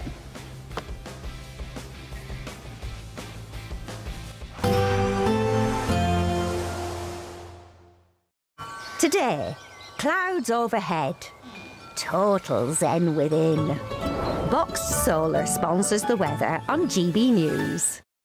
Good morning. Welcome to your latest weather update from the Met Office here on GB News. Another fine day by and large today. Perhaps a bit more cloud around than recent days, but most places, again, are going to be dry and really quite warm across the south. The breeze is generally coming down from the north, which is why we're not seeing exceptional heat that we have done earlier in the summer. But still, it's fine out there, sunny spells. Some more cloud developing through the day today. Some patchy light rain over northern Scotland and at times coming down the east coast. Possibly the cloud thick enough here for the odd light shower, but most places dry, sunnier skies for Wales and southern England. Northern Ireland also looking generally a bit sunnier. Temperatures getting into the mid to high 20s across the south. It is cooler where we've got the cloudier skies across northern Scotland and at times along the east coast. As I said, there's the small chance of seeing a shower or two here, but certainly for much of Wales, the Midlands, southern England, a fine and fairly pleasant evening with temperatures in the mid to low 20s. Sunny spells continuing for Northern Ireland, a bit bit more cloud at times drifting onto the north coast, and northern Scotland staying fairly glum through the day today. Nothing heavy in terms of the rainfall, but light rain and drizzle will tend to come and go throughout the day, especially over the Highlands. That'll continue into this evening as well. Maybe 1 or 2 light showers at times drifting into parts of northeast England, but again, really enough to wet the gardens, and most places will just stay dry. A bit more cloud around, keeping the temperatures up, generally in the teens to start Thursday. Again, a similar story. Most places dry, most places bright. Yes, some cloud around, particularly early on, but tending to break up through the day to reveal some sunny spells. Perhaps a greater chance of a few showers drifting along the Lincolnshire coastline, maybe into the Norfolk coast as well. But again, bar the odd light shower inland, most places I think will stay dry. Perhaps a sunnier day over the Moray Firth, for example. A bit more cloud coming into the far northwest later on. Goodbye. Today, clouds overhead, total zen within. Boxed Solar sponsors the weather on GB News. Britain deserves a newsroom that puts the facts and your voice first. Well, and that's what you get on GB News. Lively debates, lively conversation. And we're not afraid to hold power to account. And each other. So join me, Andrew Pierce. And me, Miriam Gates, for Britain's Newsroom, weekdays from 9:30 on GB News. Here at GB News, we made a promise to tell your stories. And on the 6th of August, we're marking 5 years of doing exactly that. Celebrate with us by having your say. Join in the debates live on TV and radio.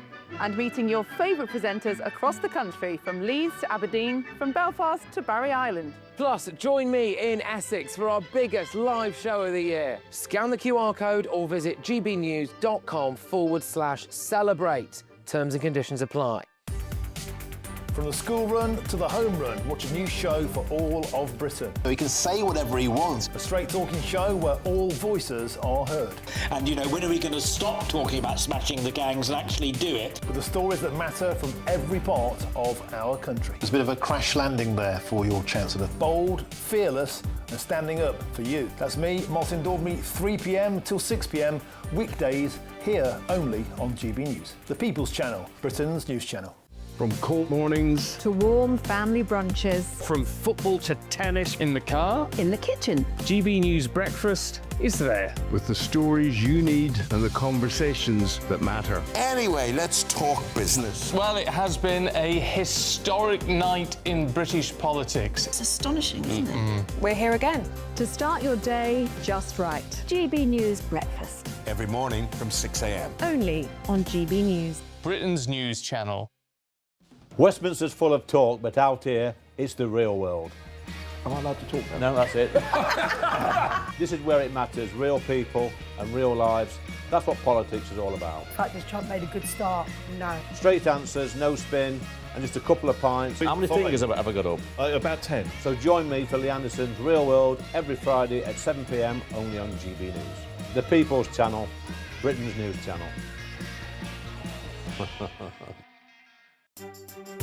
Some people enjoy lazy Sunday mornings, but not me. What's the truth of the matter? So that's a very live question. Would you support him if he waters down these plans? Before the spin sets in, I'll be getting to the truth. This is personal. No soft questions, no easy answers. It's one thing if the state has rules in this country. It's another thing whether the police and others actually police them. Setting the agenda and holding those in power to account. You can't really blame her if the system is set up this way. You will not want to miss it, trust me. The Camilla Tominey Show, Sundays from 9:30, only on GB News.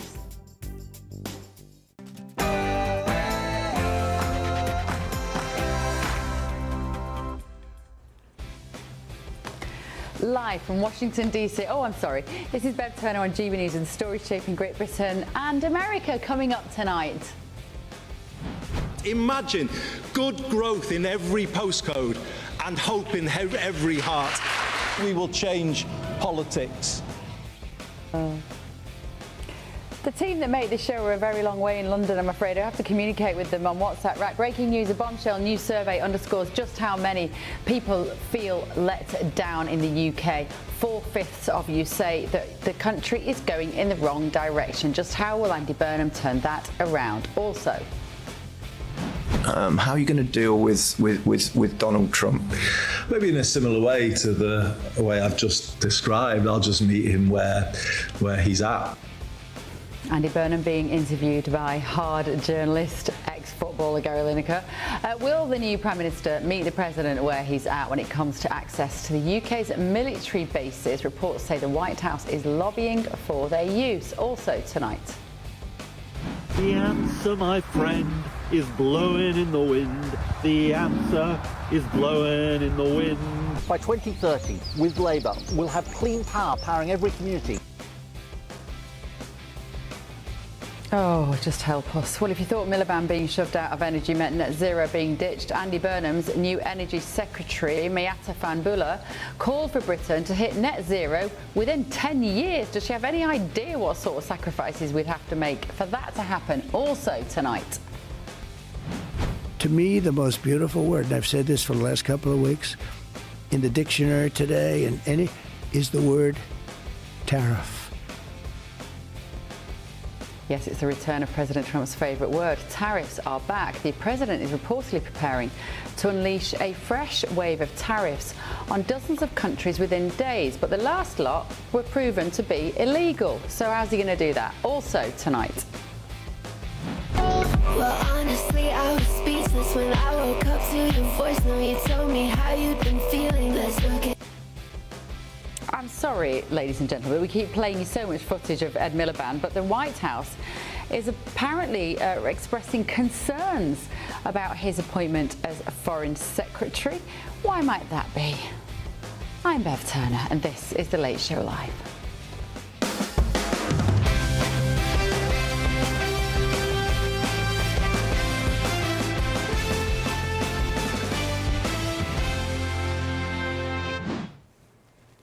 In case you're only just joining us, I am joined in Washington this evening by the director of the Margaret Thatcher Centre for Freedom, Niall Gardner, and CEO of Ahura AI and Future of Humanity Foundation, Brian Talaby. And in London, we have journalist and commentator Benjamin Butterworth, GB News rent-a-gob Paul Cox. Thank you all for joining us this evening. Andy Burnham's new Energy Secretary is coming under scrutiny, as it has been reported that she previously called for Britain to hit net zero within 10 years.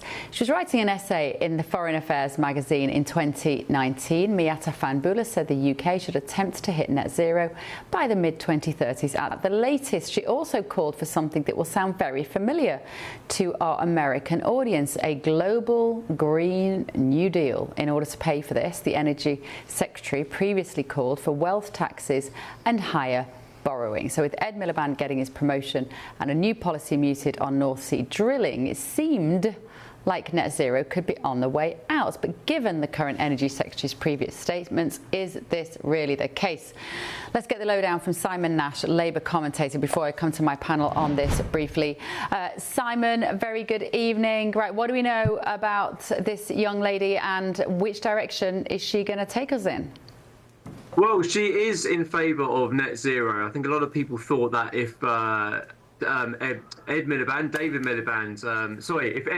David Miliband was out, the net zero agenda would disappear. But she's actually on board with net zero and actually in favour of bringing things closer and getting us towards net zero much sooner. And I think that's a really good thing for the UK.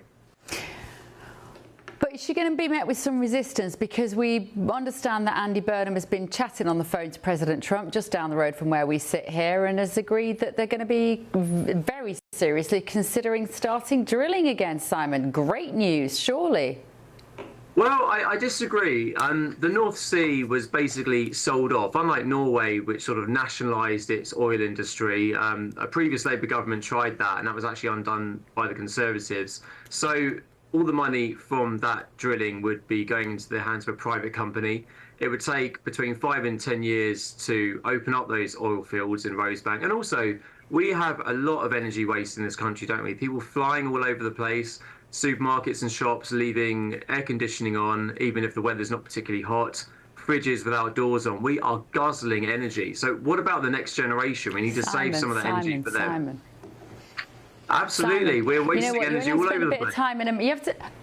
You only have to spend a little bit of time in America and you realise how we have been entirely brainwashed in the UK to think something like putting on a bit of air conditioning is a luxury product, or the idea that people flying all over the place is somehow not a sign of progress.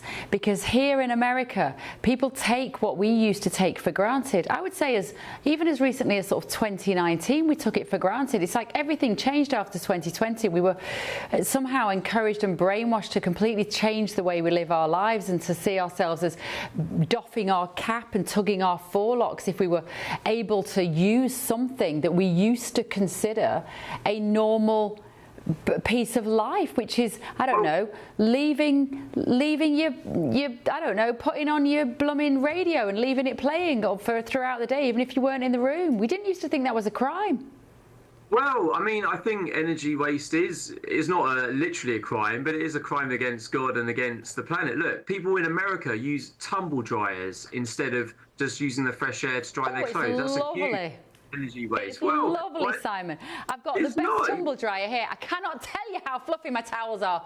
I haven't had towels this fluffy in about 5 years because you can't even buy a decent blooming tumble dryer in the UK anymore. They all have to be eco-friendly. You run it on your phone. Here, old-fashioned tumble dryer. Turn it on. Hot bedding, Simon. That is not considered a luxury in this country. Well, it is a luxury, and it's more luxurious than people have had for thousands of years. And look, I mean, I've met people from California who then air condition their homes, then dry clothing inside tumble dryers when they could leave it out in the desert sun for half an hour to dry off. We have people in America flying all over the place because people haven't invested in high-speed railways, and there's a massive obesity epidemic because people are driving their cars too much. If they were riding bicycles, ironically, of course, lots of these people getting overweight and they're driving their cars to the gym to then ride on a bicycle that's a static bicycle. They should be cycling in the first place. The green way is better for people's health. You can't cycle through the desert. That's the point. The point is 40-odd degrees. Right? You can't actually cycle through the desert. You could possibly go out in your wet clothes on your bike and they'd be dry by the time you got to where you wanted to be. You probably would love that idea, Simon. Well, I actually kind of did. I actually stayed in Henderson near Las Vegas and actually cycled into the Interbike trade show a couple of years ago. It is possible you just take a lot of water with you and have half a shower and ride topless for half the way. So, you know, electric cars, look, I mean, in a serious note, I mean, Elon Musk's corporation, he's become a trillionaire off the back of Tesla electric cars. He relinquished those patents. Now, the majority of cars being sold are now electric. China is storming ahead with electric vehicles. And actually, people often say, what about China? Well, China's target is for half of its energy to come from renewables and low carbon sources by 2030. It was in The Guardian on Sunday. So it's the way the world's moving, and the idea we should just keep burning fossil fuels when they're a finite resource. You know, Britain has great wind reserves. I mean, I think a great law actually soon would be like, if you have an electric car in a house, you've got to have a solar panel on the roof. Then you'll be charging your own car with energy from the sun. It's just like common sense and long-term thinking. And people often say about air conditioning. Now, look, I'm lucky enough to live in an apartment which has basically windows on either side. So if you open all the windows, you get like a natural airflow. Now, because we're trying to cram so many people into London, into England, the planning rules mean we can just have these sort of box flats and there's no airflow. And because of the health and safety mafia, well, we can't have windows that open more than that much. So get rid of all those laws, have windows that open properly in schools and colleges, and make sure buildings have the natural airflow. Like in Arab countries, they don't need air conditioning. Natural airflow through the buildings and low carbon and comfortable living. You know what, Simon? This medieval world that you sort of seem to be picturing, they had a window tax. So just you wait and see, my friend. I wouldn't be remotely surprised if this government starts to bring on a window tax. We're all going to be bricking up our windows just so that we can stay inside and not have to endure the pleasure of nature. Thank you so much, though, Simon Nash. Really appreciate it. And I hope you like the banter as well. Right, let me talk to my panel about this. I could feel you both just despairing I mean, let me come to you, Brian, as an American citizen here. When you hear British people talk about the tumble dryer being a luxury item, do you realise how far we've fallen from modernity? It's really quite sad. And look, I would laugh at this if it wasn't so abysmal. The socialists have spent the last 20 to 30 years attacking everything that our Western society finds great. But let's look at actual numbers, okay? Right now, in England, the average family spends about £1,600 on energy. Just back before 2021, that number was $1,100. If you look at the energy prices in Great Britain compared to China, Great Britain spends 3 to 4 times as much per kilowatt hour than China does. China has spent the last 20 years building 2 additional coal power plants every week, while the West has been convinced by these far left socialist Marxists that we need to reduce our energy. That is absurd. We need to build more energy for all of the things that we need for manufacturing processes, for artificial intelligence, for travel and everything else. And the reality is that in order to reduce prices, we need to build more data centers. Now that sounds like it would be backwards, but every time throughout history where you see a massive spike in demand, what that actually does is brings more capital, more innovation, and more operators into that system that wind up reducing the prices over time. That's how business works. Let me just ask you this then. When we talk about generating more energy, the belief that underpins our preoccupation, let's say, or our ambition, let me be a little more generous, our ambition to drill less oil and use less fossil fuels, is the idea that we need to preserve this one planet Earth for future generations. We need to keep the air clean. We need to recognise, as Simon just said, that fossil fuels are finite, etc., etc. We all have an obligation. We all want the seas to be cleaner, the air to be cleaner, etc. So do you not agree, therefore, Brian, that that is an equation which is nailed on scientifically, or is it you just don't care about the future generations? Well, look, I want clean air, I want clean water. I used to be a huge environmentalist. I used to speak on stage in Davos about the climate catastrophe. And then I looked at the numbers. And the reality is that the numbers are based on false premises, and we've been lied to. Look, Great Britain creates less than 1% of the global carbon emissions. I think what a British citizen should ask is it okay to commit economic suicide in order to have an impact on 1% of carbon emissions? The other piece is that everybody that talks about carbon pollution and so forth, plants need carbon. When we see more carbon dioxide, you see a massive greening of the entire world. But you would think, therefore, that the rest of the world, where therefore, Benjamin, where has the brainwashing come from? Where has this idea that we've been lied to? Because there has been a sense that there is a consensus. Let's say for 40, 50 years, the consensus is that the ozone layer was being depleted, that drilling for fossil fuels and carbon is the reason that we have a warming planet. Is that all wrong? And if it is, why have we all been told to believe that it is true? I mean, there was an enormous hole in the ozone layer, and I think we fixed it, if I'm not mistaken, which is rather a great success. By just not using hairspray? I think that it's one of the great successes of recent generations. And Margaret Thatcher was one of the early outspoken people about climate change. She's a scientist. It was one of the things that's aged best about her. I'll get back to you on that, actually, because I do know a lot more on this issue than you. I remember feeling very guilty about my perm in the 80s when I sprayed it with my Elnet. I don't feel guilty about that anymore because apparently we magically fixed the ozone layer. Well, I think I want to see the pictures of that, and then we'll decide whether you should feel guilty about how the perm looked. But look, be arranged. I think that it's the Americans that should be aware of their brainwashing, because I'm afraid that I don't want to waste energy just for the sake of it. You know, getting in a massive 4x4 to go a drive that would take 5 minutes to walk, to go and buy biscuits that are covered in plastic to get morbidly obese. I don't admire that element of American culture at all. Oh, get in this big car. I've rented a car this week because the kids were in town.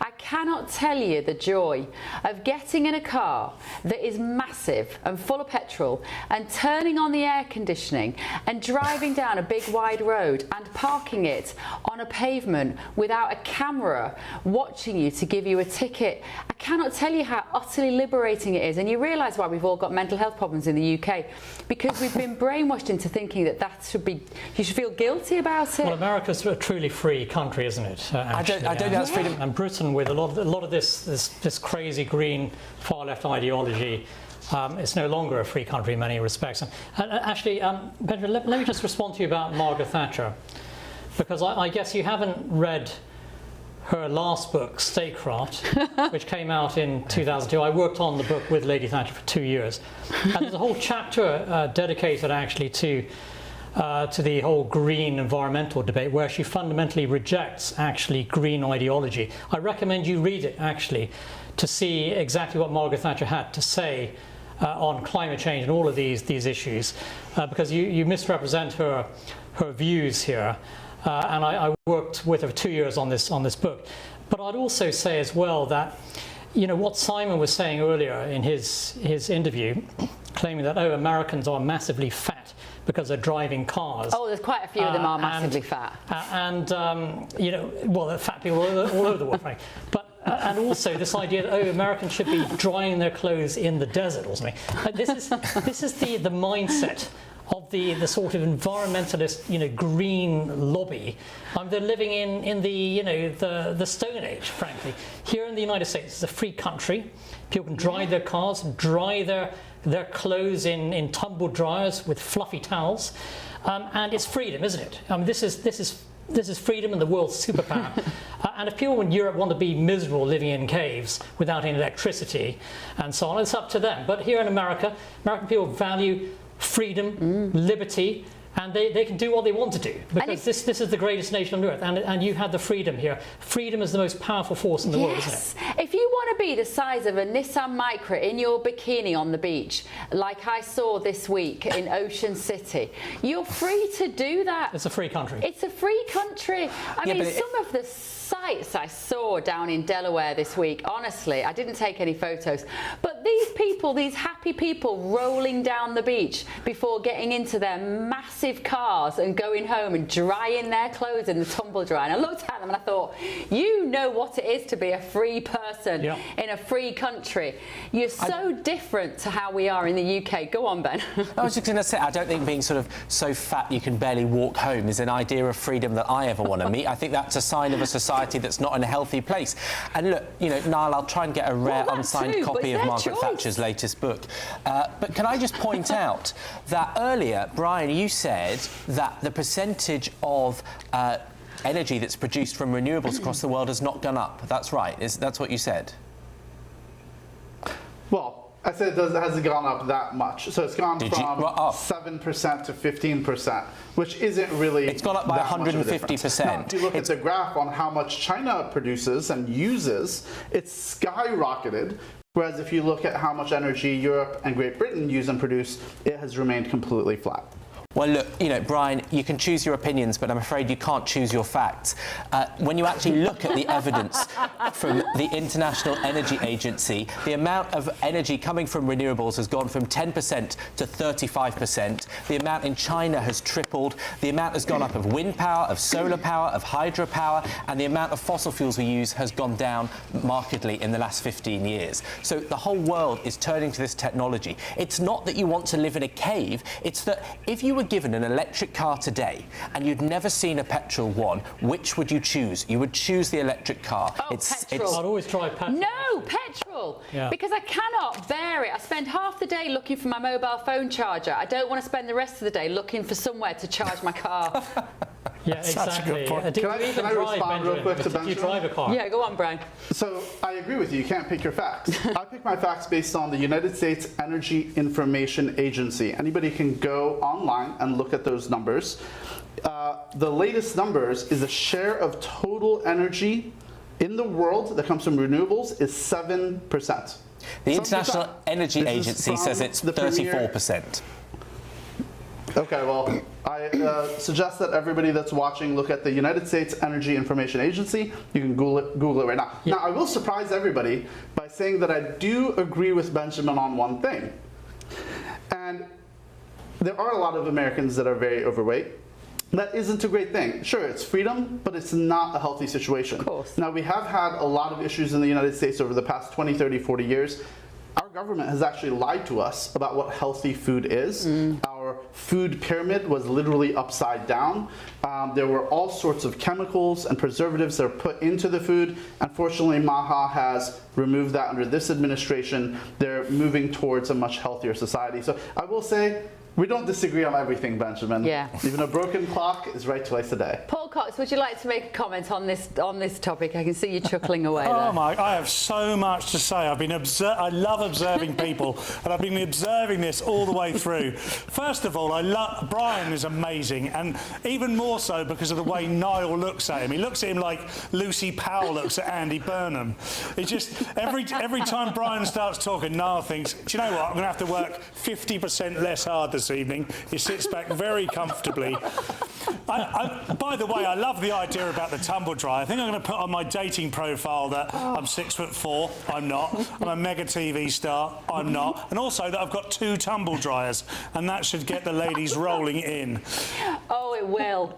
But one thing I will say is we have found ourselves in a peculiar situation now as a human race when it comes to the fact that we've technically advanced so far that we're almost feeling guilty about it. And I'm going to say the buzzword, and it's because of socialism. Ding-a-ling-a-ling, take a drink. Because it is, we get to a point where we go, this is too good, this is too good. The fact that I'm absolutely in hysterics that we keep holding China up and going, oh, they're well ahead on green energy and net zero. That's because China spend their whole time thinking capitalistically what's going to be the biggest investment of the future. They look at the West and go, they're all losing their mind about net zero. Let's invest in the technology that's going to support it. And they're the ones making money out of it. They're not doing it because they're idealistically in favour of net zero. They're doing it because that's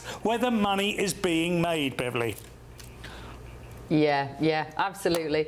Right, moving on. I'd like to read your messages at home. I'm afraid my battery's died on my laptop, and I don't like looking at my phone on the telly. I just did it accidentally before. Now, the Trump administration has introduced 50% tariffs on more goods from Canada, with an official claiming that the measures are in response to the country's continued discrimination. Under 3 proclamations signed by President Trump on Monday, the levies apply to imports of Canadian motor vehicles, dairy and alcohol. Prime Minister Mark Carney said it was Canada's right to match any tariff measures imposed by the US, and said his country had shown that it was willing to take the necessary actions to support our economy. But he said he was ready to intensify talks to resolve the dispute with Washington and modernise the USMCA. So with tariffs seemingly back on the agenda, are they a useful tool for nations to safeguard industry from unfair trade practices, or are they economic madness? With me now is Executive Director of Unleash Prosperity, great friend of the show, Tim Dosha. Tim, thank you so much for joining us this evening on this particular topic. Right.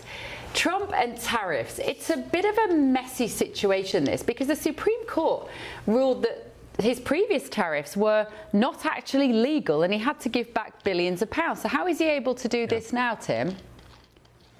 Well, he's doing it, and that's the bottom line. And that's the way it's going to be until there's a lawsuit that's filed. And by the way, that's probably right, because, look, you cannot go outside the law. We have a system in the United States, and I know this is boring for people in the UK, but we have a system in the United States for adding taxes to goods you can't just do that unilaterally. You have to go through Congress. You have to get approval. You have to weigh that out. And so he's going to do it as a way of sort of, like you mentioned, having a hedge in on renegotiating USMCA. That's all this is. Remember what he just said last week. Because of the wildfires, we're going to put tariffs on them.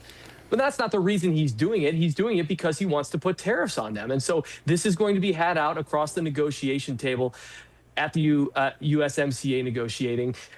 And just really quick here, U.S. is in good situation with Mexico at this point in terms of negotiating, but Canada is still that sticky wicket that you are looking at right now that is really, really, really tough. And by the way, they're not perfect. They have 200% tariff on dairy, on lumber, on things that they haven't budged on. They better get to the negotiating table. How would you describe this relationship between America and Canada right now as we sit here at the end, well, in the middle of summer 2026? I think President Trump is sick of socialism. And you hear that word often. You were in the last segment, you were talking about socialism, the big S word, take a drink. But that really is what is going on in Canada. That's what's happening. Thank you, Bev. That's what's happening, you know, in the UK with Burnham coming in, you know, is talking about more government intervention, talking about taxing, spending, your way to prosperity. That's not going to be it. And Trump can't really work with that. I don't believe Trump is a socialist. Trump is a free market capitalist. And so when you have that sitting across the table from you, I think probably President Trump doesn't see a partner that he can negotiate with and make a deal, which is what he likes to do. That is the essence of capitalism. And so I think that that's probably what's at the heart of this. And also, I want to correct the record. China is not all in on green energy. They are all in on fossil fuels. They build a freaking coal power plant every single month. They know where the energy comes from, and it's not from green energy. Well, you're very welcome to have your chipping in on that as well, Tim. I'm glad it made your ears prick up, because hopefully the viewers are feeling as incensed about it as we are. And when you hear this conversation about the UK and the kind of self-harm that we are enacting upon ourselves under the auspices of saving the planet, what do you make of it? Well, I think about how short memories are. I mean, you look at Niall Gardner at the table there, who worked with Lady Thatcher, who literally brought the UK out of the doldrum of the 70s, out of the 60s, 70s, that led the UK to being sort of the also-ran of Europe. She actually brought the UK into prosperity. And now you see Burnham talking, you know, unkindly about that era, saying that put the UK behind. It's a complete reframing of history. It's revisionist history, and it needs to end, because, look, you cannot keep doing the same thing over and over again and expecting a different result. That is insanity. And Burnham is on his way to doing the same thing that Starmer did, doing the same thing that the Tories have been doing as of recently. You got to try something different, Bev. And I think that's what the UK needs. Okay, Tim, great to see you. See you back in the studio very soon, I hope, from Unleash Prosperity, Tim Dosha there.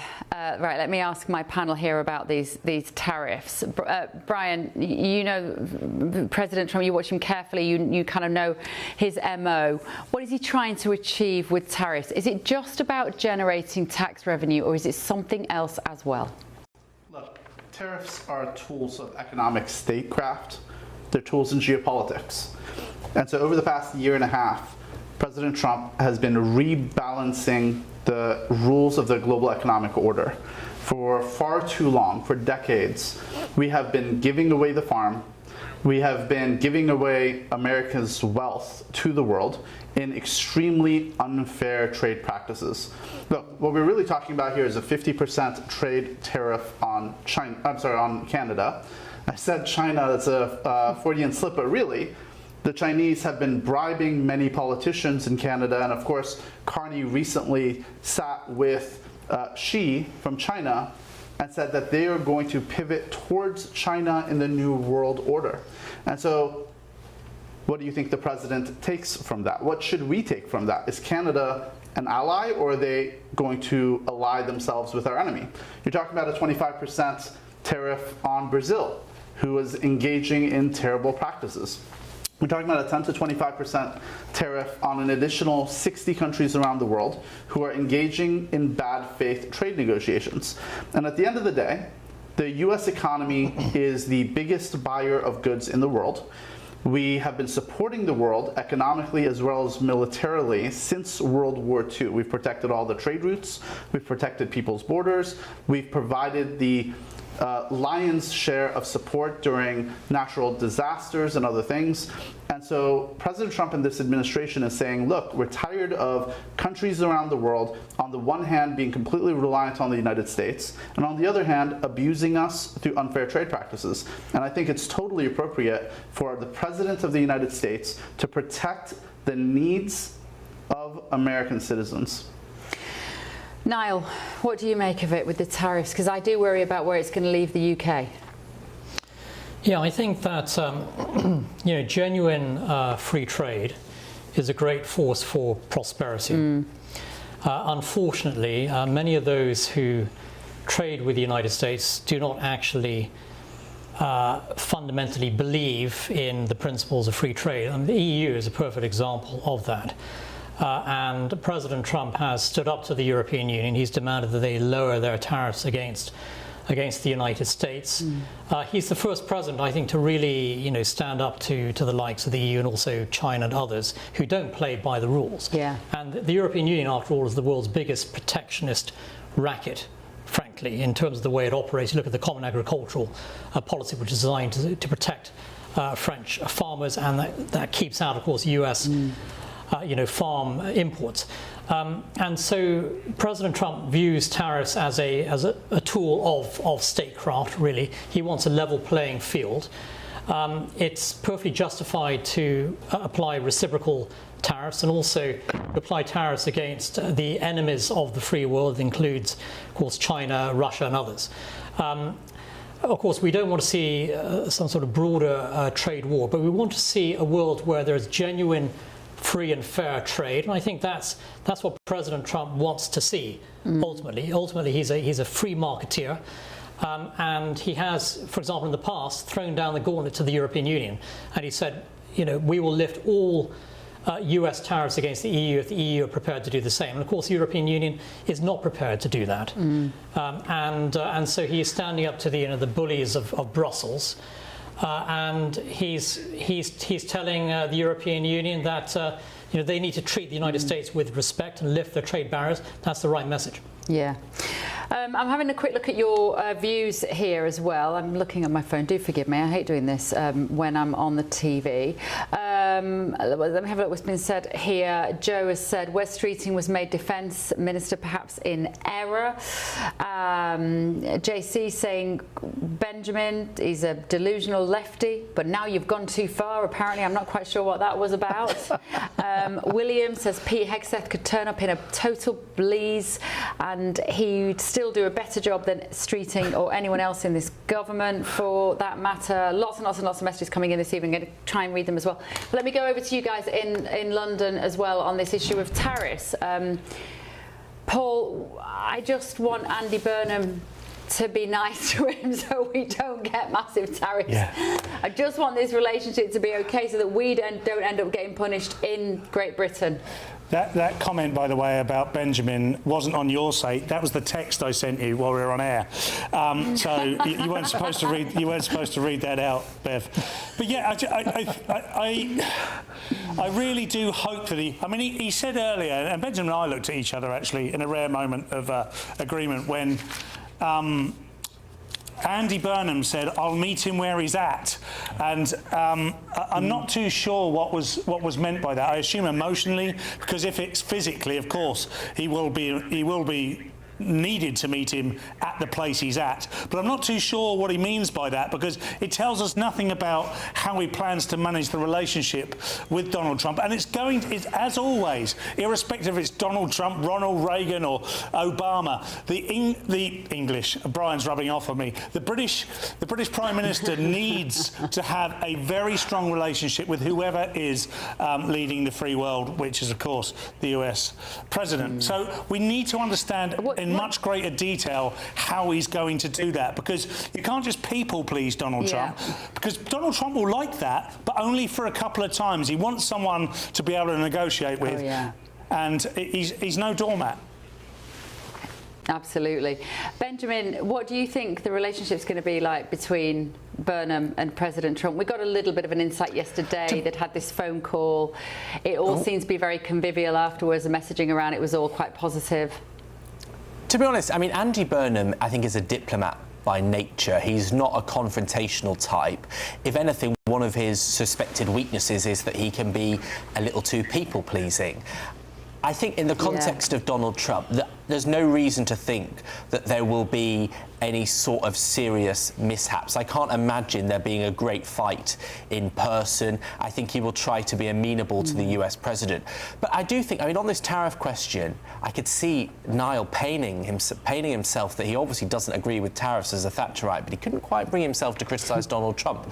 Tariffs are a bad idea. They should be a last resort. Free trade is a good thing. It's what's made countries richer in the post-Second World War economies.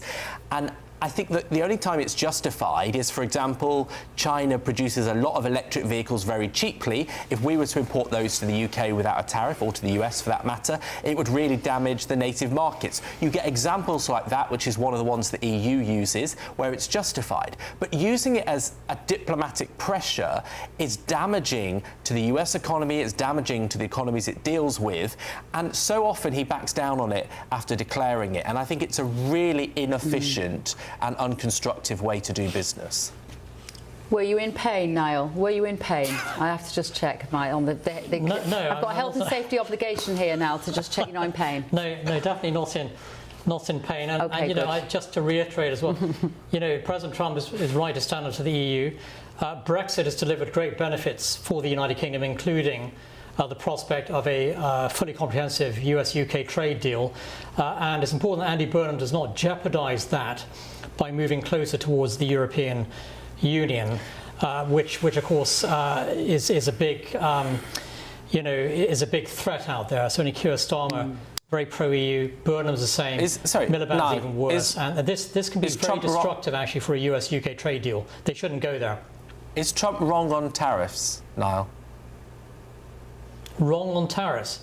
Yeah, is he? No, I think he's right to apply tariffs in certain circumstances. As I said, reciprocal tariffs against those imposing tariffs on the United States, that's perfectly legitimate, actually.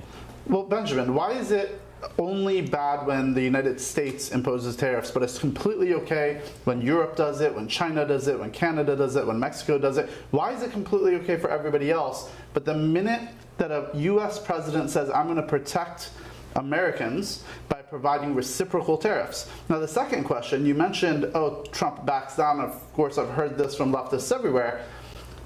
People still haven't understood. Trump begins the negotiation with a very aggressive position.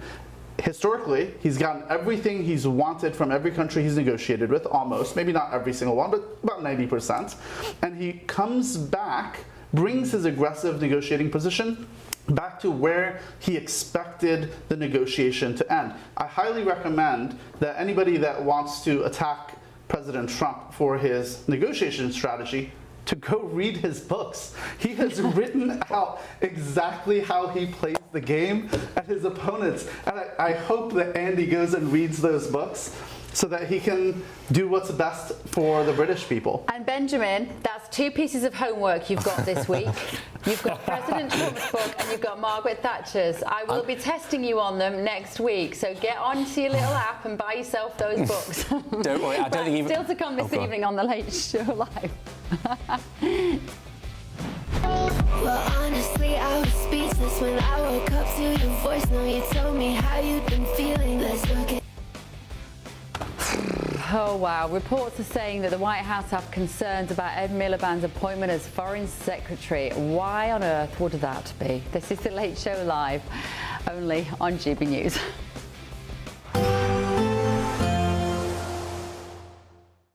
Expect warm spells with the odd rude interruption. Box Boilers sponsors the weather on GB News. Good morning. Welcome to your latest weather update from the Met Office here on GB News. Another fine day by and large today. Perhaps a bit more cloud around than recent days, but most places, again, are going to be dry and really quite warm across the south. The breeze is generally coming down from the north, which is why we're not seeing exceptional heat that we have done earlier in the summer. But still, it's fine out there, sunny spells. Some more cloud developing through the day today. Some patchy light rain over northern Scotland and at times coming down the east coast. Possibly the cloud thick enough here for the odd light shower, but most places dry, sunnier skies for Wales and southern England. Northern Ireland also looking generally a bit sunnier. Temperatures getting into the mid to high 20s across the south. It is cooler where we've got the cloudier skies across northern Scotland and at times along the east coast. As I said, there's the small chance of seeing a shower or two here, but certainly for much of Wales, the Midlands, southern England, a fine and fairly pleasant evening with temperatures in the mid to low 20s. Sunny spells continuing for Northern Ireland, a bit more cloud at times drifting onto the north coast, and northern Scotland staying fairly glum through the day today. Nothing heavy in terms of the rainfall, but light rain and drizzle will tend to come and go throughout the day, especially over the Highlands. That'll continue into this evening as well. Maybe one or two light showers at times drifting into parts of northeast England, but again, really enough to wet the gardens, and most places will just stay dry. A bit more cloud around, keeping the temperatures up, generally in the teens to start Thursday. Again, a similar story. Most places dry, most places bright. Yes, some cloud around, particularly early on, but tending to break up through the day to reveal some sunny spells. Perhaps a greater chance of a few showers drifting along the Lincolnshire coastline, maybe into the Norfolk coast as well. But again, bar the odd light shower inland, most places I think will stay dry. Perhaps a sunnier day over the Moray Firth, for example. A bit more cloud coming into the far northwest later on. Goodbye. Expect warm spells with the odd rude interruption. Box Boiler sponsors the weather on GB News. Here at GB News, we made a promise to tell your stories. And on the 6th of August, we're marking 5 years of doing exactly that. Celebrate with us by having your say. Join in the debates live on TV and radio. And meeting your favourite presenters across the country, from Leeds to Aberdeen, from Belfast to Barry Island. Plus, join me in Essex for our biggest live show of the year. Scan the QR code or visit gbnews.com/celebrate. Terms and conditions apply.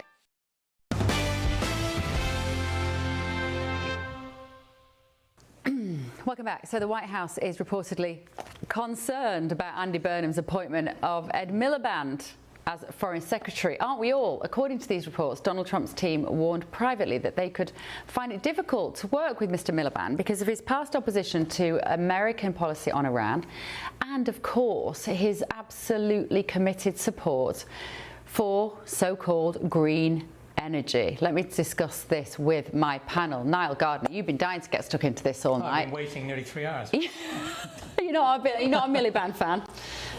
You've nearly eaten your Maltesers, though. I ate all my Maltesers already. Okay, good. In anticipation of the second. Oh, good. This really takes the biscuit, doesn't it? I mean, it's even worse than the West Streeting appointment, which was horrific. Yeah. But appointing Ed Miliband as the Foreign Secretary, the man representing Britain on the world stage, I mean, this is one of the most high-risk, ludicrously crazy ideas that we've seen from any British Prime Minister in decades. What is Andy Burnham thinking? And with very good reason, the White House, they're very nervous about Miliband, coming over. After all, he's very anti-Trump. I mean, he's attacked Trump on multiple occasions. He's a net zero loony zealot, basically, is what he is. And he has no social graces or skills. And look at him eating a bacon sandwich, for example. This is a perfect example of that. I just feel I need to explain to my American guests, there was some viral footage a few years ago. He didn't know he was being filmed. He was at a party conference and he was eating a what we'd call a bacon butty, but you might call a bacon sandwich. And it was bad, and it got played over millions of times. It was a little unfair, but it was very odd. One of the most horrifying scenes in modern British history, probably. This is the man who is representing Britain on the world stage. And as we've seen from a lot of the footage that's been displayed so far, Miliband comes across as as an extra in a Monty Python sketch, doesn't he? And Britain has no credibility when you have someone like that as the Foreign Secretary. You need somebody with real gravitas, seriousness, someone who actually likes and respects the United States would help. And somebody who's not tied to extreme left-wing environmental ideas that are absolutely hated, of course, by this US administration. Plus, as well, Miliband, another big supporter of the Chagos surrender deal. And let's see how far he gets when he tries to bring back the surrender deal to the White House. Trump sank that deal 3 times. He'll do it again for a 4th time. I do think this is one of the most embarrassing appointments we have ever seen, actually, in British cabinet history, and that's saying a lot, isn't it? Well, it did say a lot, and of course he isn't here to defend himself, and he would absolutely dispute not only the political and professional assassination there, but also his character that you did a very good job of annihilating there, Niall Gardner. But let me go to Benjamin Butterworth, because of course Miliband and his brother clearly ambitious, educated. There must be some intelligence in there somewhere. He's worked in politics for a very long time. You don't get to stick around in politics for a very long time unless you've got some sort of maybe thicker skin, character, backbone, whatever it is that he has. And actually, he might do, I think personally, when it comes to the job you would give Miliband, I think they've given him the perfect job, because he's going to be surrounded by people who are also absolutely wedded to the green agenda. It's at the top of all of the meetings that are happening in Davos. You know, Brian could tell us, he's been there. But Benjamin, what do you think about the appointment of Miliband? He had to give him something, I guess. Well, he's an exceptionally bright and well-educated man. He's been in politics a long time, which will mean that he's very experienced in the diplomacy and dealing with characters, both domestically and internationally.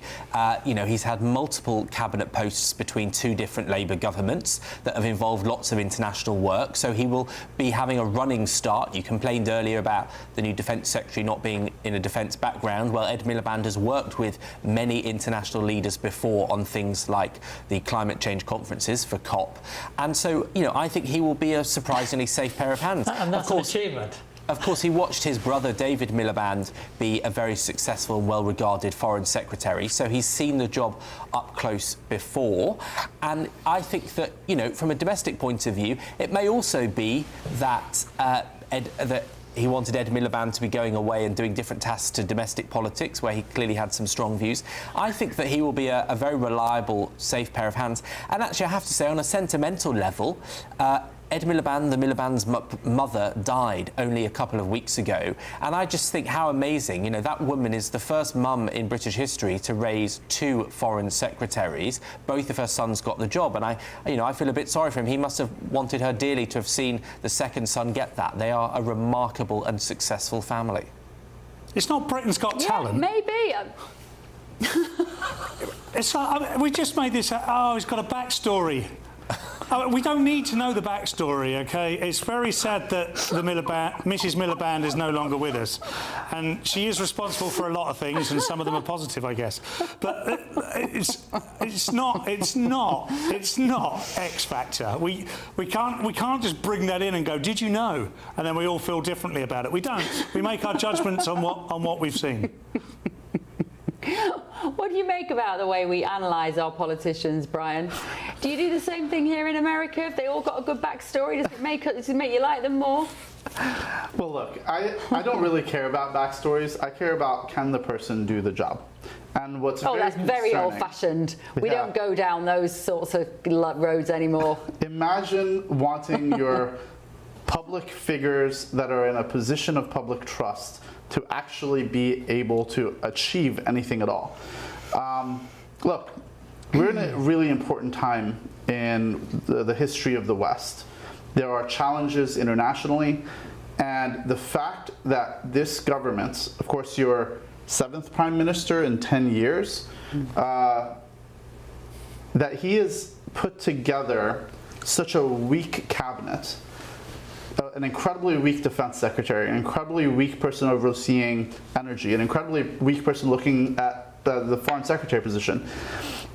If, as an outsider looking in, it makes me wonder, and I don't know if this is the case, but do they want to fail? Do they want, in this incredibly important year, before China attacks Taiwan next year, Do they want England or the Great Britain to be in an incredibly weak position going into the challenges coming down the pike? And then when you add to that the incredibly sad things that are happening with all these illegal immigrants coming into the country, we saw right before Keir Starmer resigned, of course, the Rupert Lowe inquiry into the 250,000 young British girls who were gang raped over time.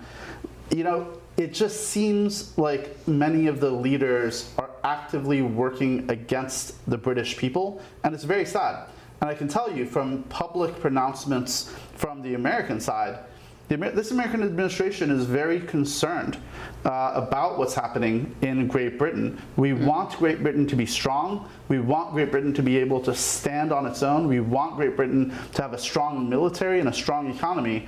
And it's unfortunate to see our brothers and sisters across the pond essentially committing economic suicide and social suicide and destroying their country from within. Can you see why I like being in America, ladies and gentlemen? Because that is normal conversation. That would sound like a radical statement around most of the dinner tables in the UK, unfortunately. And in this country, it's entirely normal to express such a sentiment and not be ashamed to do so. But I do think you raise a good point, Brian, about the calibre of politicians that we have in the UK. And I think there is a wider conversation to be had about why more impressive, sharp thinking people are not going into politics, why it doesn't appeal to people that would be driven to do something. And I think, why is it, Niall? Yeah, why that's an extremely important point you make, because I think if you compare the calibre of the Secretary of State Marco Rubio actually with Ed Miliband, I mean, there is just a massive gulf, I think, in just sheer gravitas and ability and seriousness, and this is the difference between the world superpowers today, the United States, and the United Kingdom today, and the difference in Marco Rubio, who could well be a future US president, an extremely serious figure, and the contrast with Ed Miliband, who many British people really do view as a rather ridiculous political figure. And that's the difference between the world superpower today and the current state of the United Kingdom. But I also wonder if it's because we're so prudish about making money, and we're so prudish about our politicians making money, and whether we have to have a complete look at the fact that because you can be a very wealthy person and be a politician in this country, and being a politician will make you money in this country, and we are so squeamish about our politicians having access to money, regardless of getting into the weeds of whether it's right or wrong. Just look at how Nigel Farage is being treated for taking £5 million as a £5 million as a gift. That would be considered to be an incredibly small amount of money. And I'm not advocating that Brian, there's any sort of like, you know, corruption involved here. But I'm talking about the fact that the politicians that you meet in this city are comfortable with being wealthy in a way that our politicians just aren't. And I wonder whether that's why we sometimes have some kind of, you know, low-ranking, what would have been a middle manager actually in a position of power in the UK. Is that partly to do with it? I think so. I think that's definitely part of it. And I think another part of it is, look, in the United States, we are very unabashed about ambition and success. And unfortunately, in parts of the world, the socialists, if we're going to take another drink, try to convince society that success is a negative thing, that great men and great women accomplishing large tasks and providing value for society should somehow be looked down upon. And so that's a fundamental thing from the socialists that we must reject in Western civilization. And I think partly in the UK, it's about the fact that you have to be born in, you are traditionally, until probably very recently, were born into a certain social class that would discuss around the dinner table when you were going to stand as an MP. That was never a conversation around my dinner table. Wouldn't have been with you, Paul Cox, I imagine. Maybe not in your house, Benjamin Butterworth. Maybe not yours now. Did any of us have parents who sat around like Jacob Rees-Mogg's parents probably did and had a discussion about at what point you would turn to politics? No, that did not happen. We didn't have a table, so there was no sitting around. As a member of the British public, I'm starting to genuinely feel like the frog in the pot that's just realised it's boiling. Lest we forget, before Ed Miliband in the Foreign Secretary role was David Lammy. It now feels like they're joking with us. It now feels like they're not taking us seriously. Well, we have taken you all seriously, and we've had some laughs as well. Thanks, guys. Thank you all. We're a bit late. Night, night, sleep well. See you tomorrow.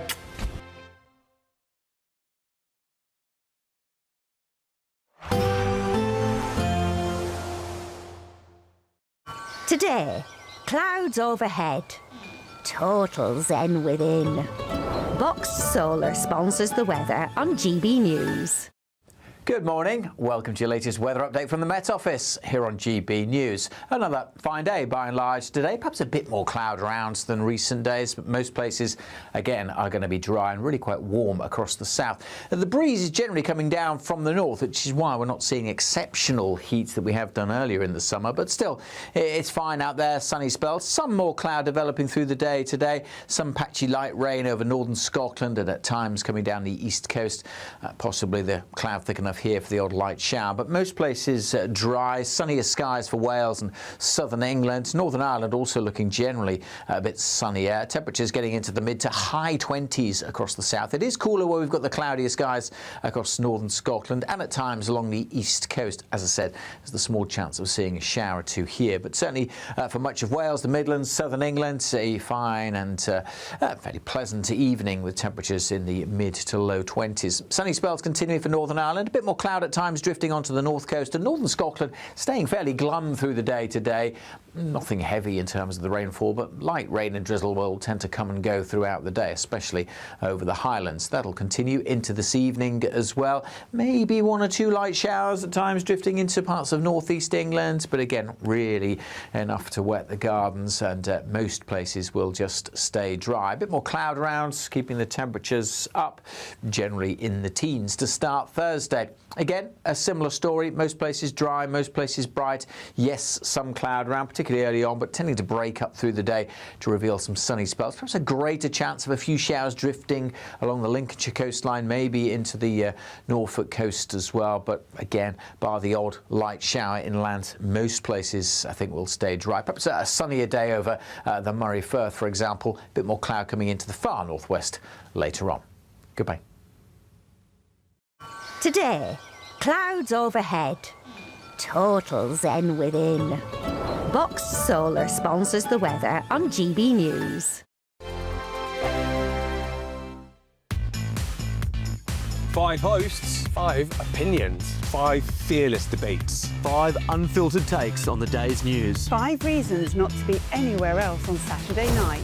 This is the Saturday 5. You got me good there. Britain's biggest Saturday night TV show. It's not a bad brand. Yeah. Uncensored. Very, very racy tonight. On the unpredictable. What does she say? Can you translate it for us? And always entertaining. And how can a country go from being led by William Wallace Saturday nights from 6 p.m. only on GB News. The People's Channel. Britain's news channel. You're going to want to stay tuned, trust me. Do you trust what you're being told? Good, because neither do I. Those are just facts. I'm Alex Armstrong, and on my show, we'll expose the spin. Well, I want to answer that, because you didn't let me last time, because you always speak over me. The broken promises. To deny that is denying the truth. And the hypocrisy. Needs to stop. You think we can allow? Politics, policy, parliament. Nothing is off limits. No sugarcoating, no fear of offence, just the truth laid bare. Tune in every Saturday and Sunday at 9 p.m. for Alex Armstrong Tonight, only on GB News, Britain's news channel. Join me, Nana Akwe, for an informative, interactive news programme with a difference. It's fun. No, he didn't say that, though.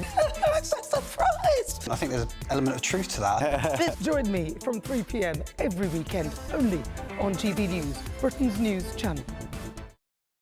Westminster's full of talk, but out here, it's the real world. Am I allowed to talk now? No, that's it. This is where it matters, real people and real lives. That's what politics is all about. The fact is Trump made a good start. No. Straight answers, no spin, and just a couple of pints. How many fingers have I got up? About 10. So join me for Lee Anderson's Real World every Friday at 7 p.m. only on GB News. The People's Channel, Britain's news channel. Breaking news, live updates, stories that matter. From the heart of the GB newsroom to every corner of Britain. With our team of dedicated journalists across the UK. GB News bulletins are there to deliver the latest news that matters to you. Bulletins on GB News, the People's Channel, Britain's news channel. Here at GB News, we made a promise to tell your stories. And on the 6th of August, we're marking 5 years of doing exactly that. Celebrate with us by having your say. Join in the debates live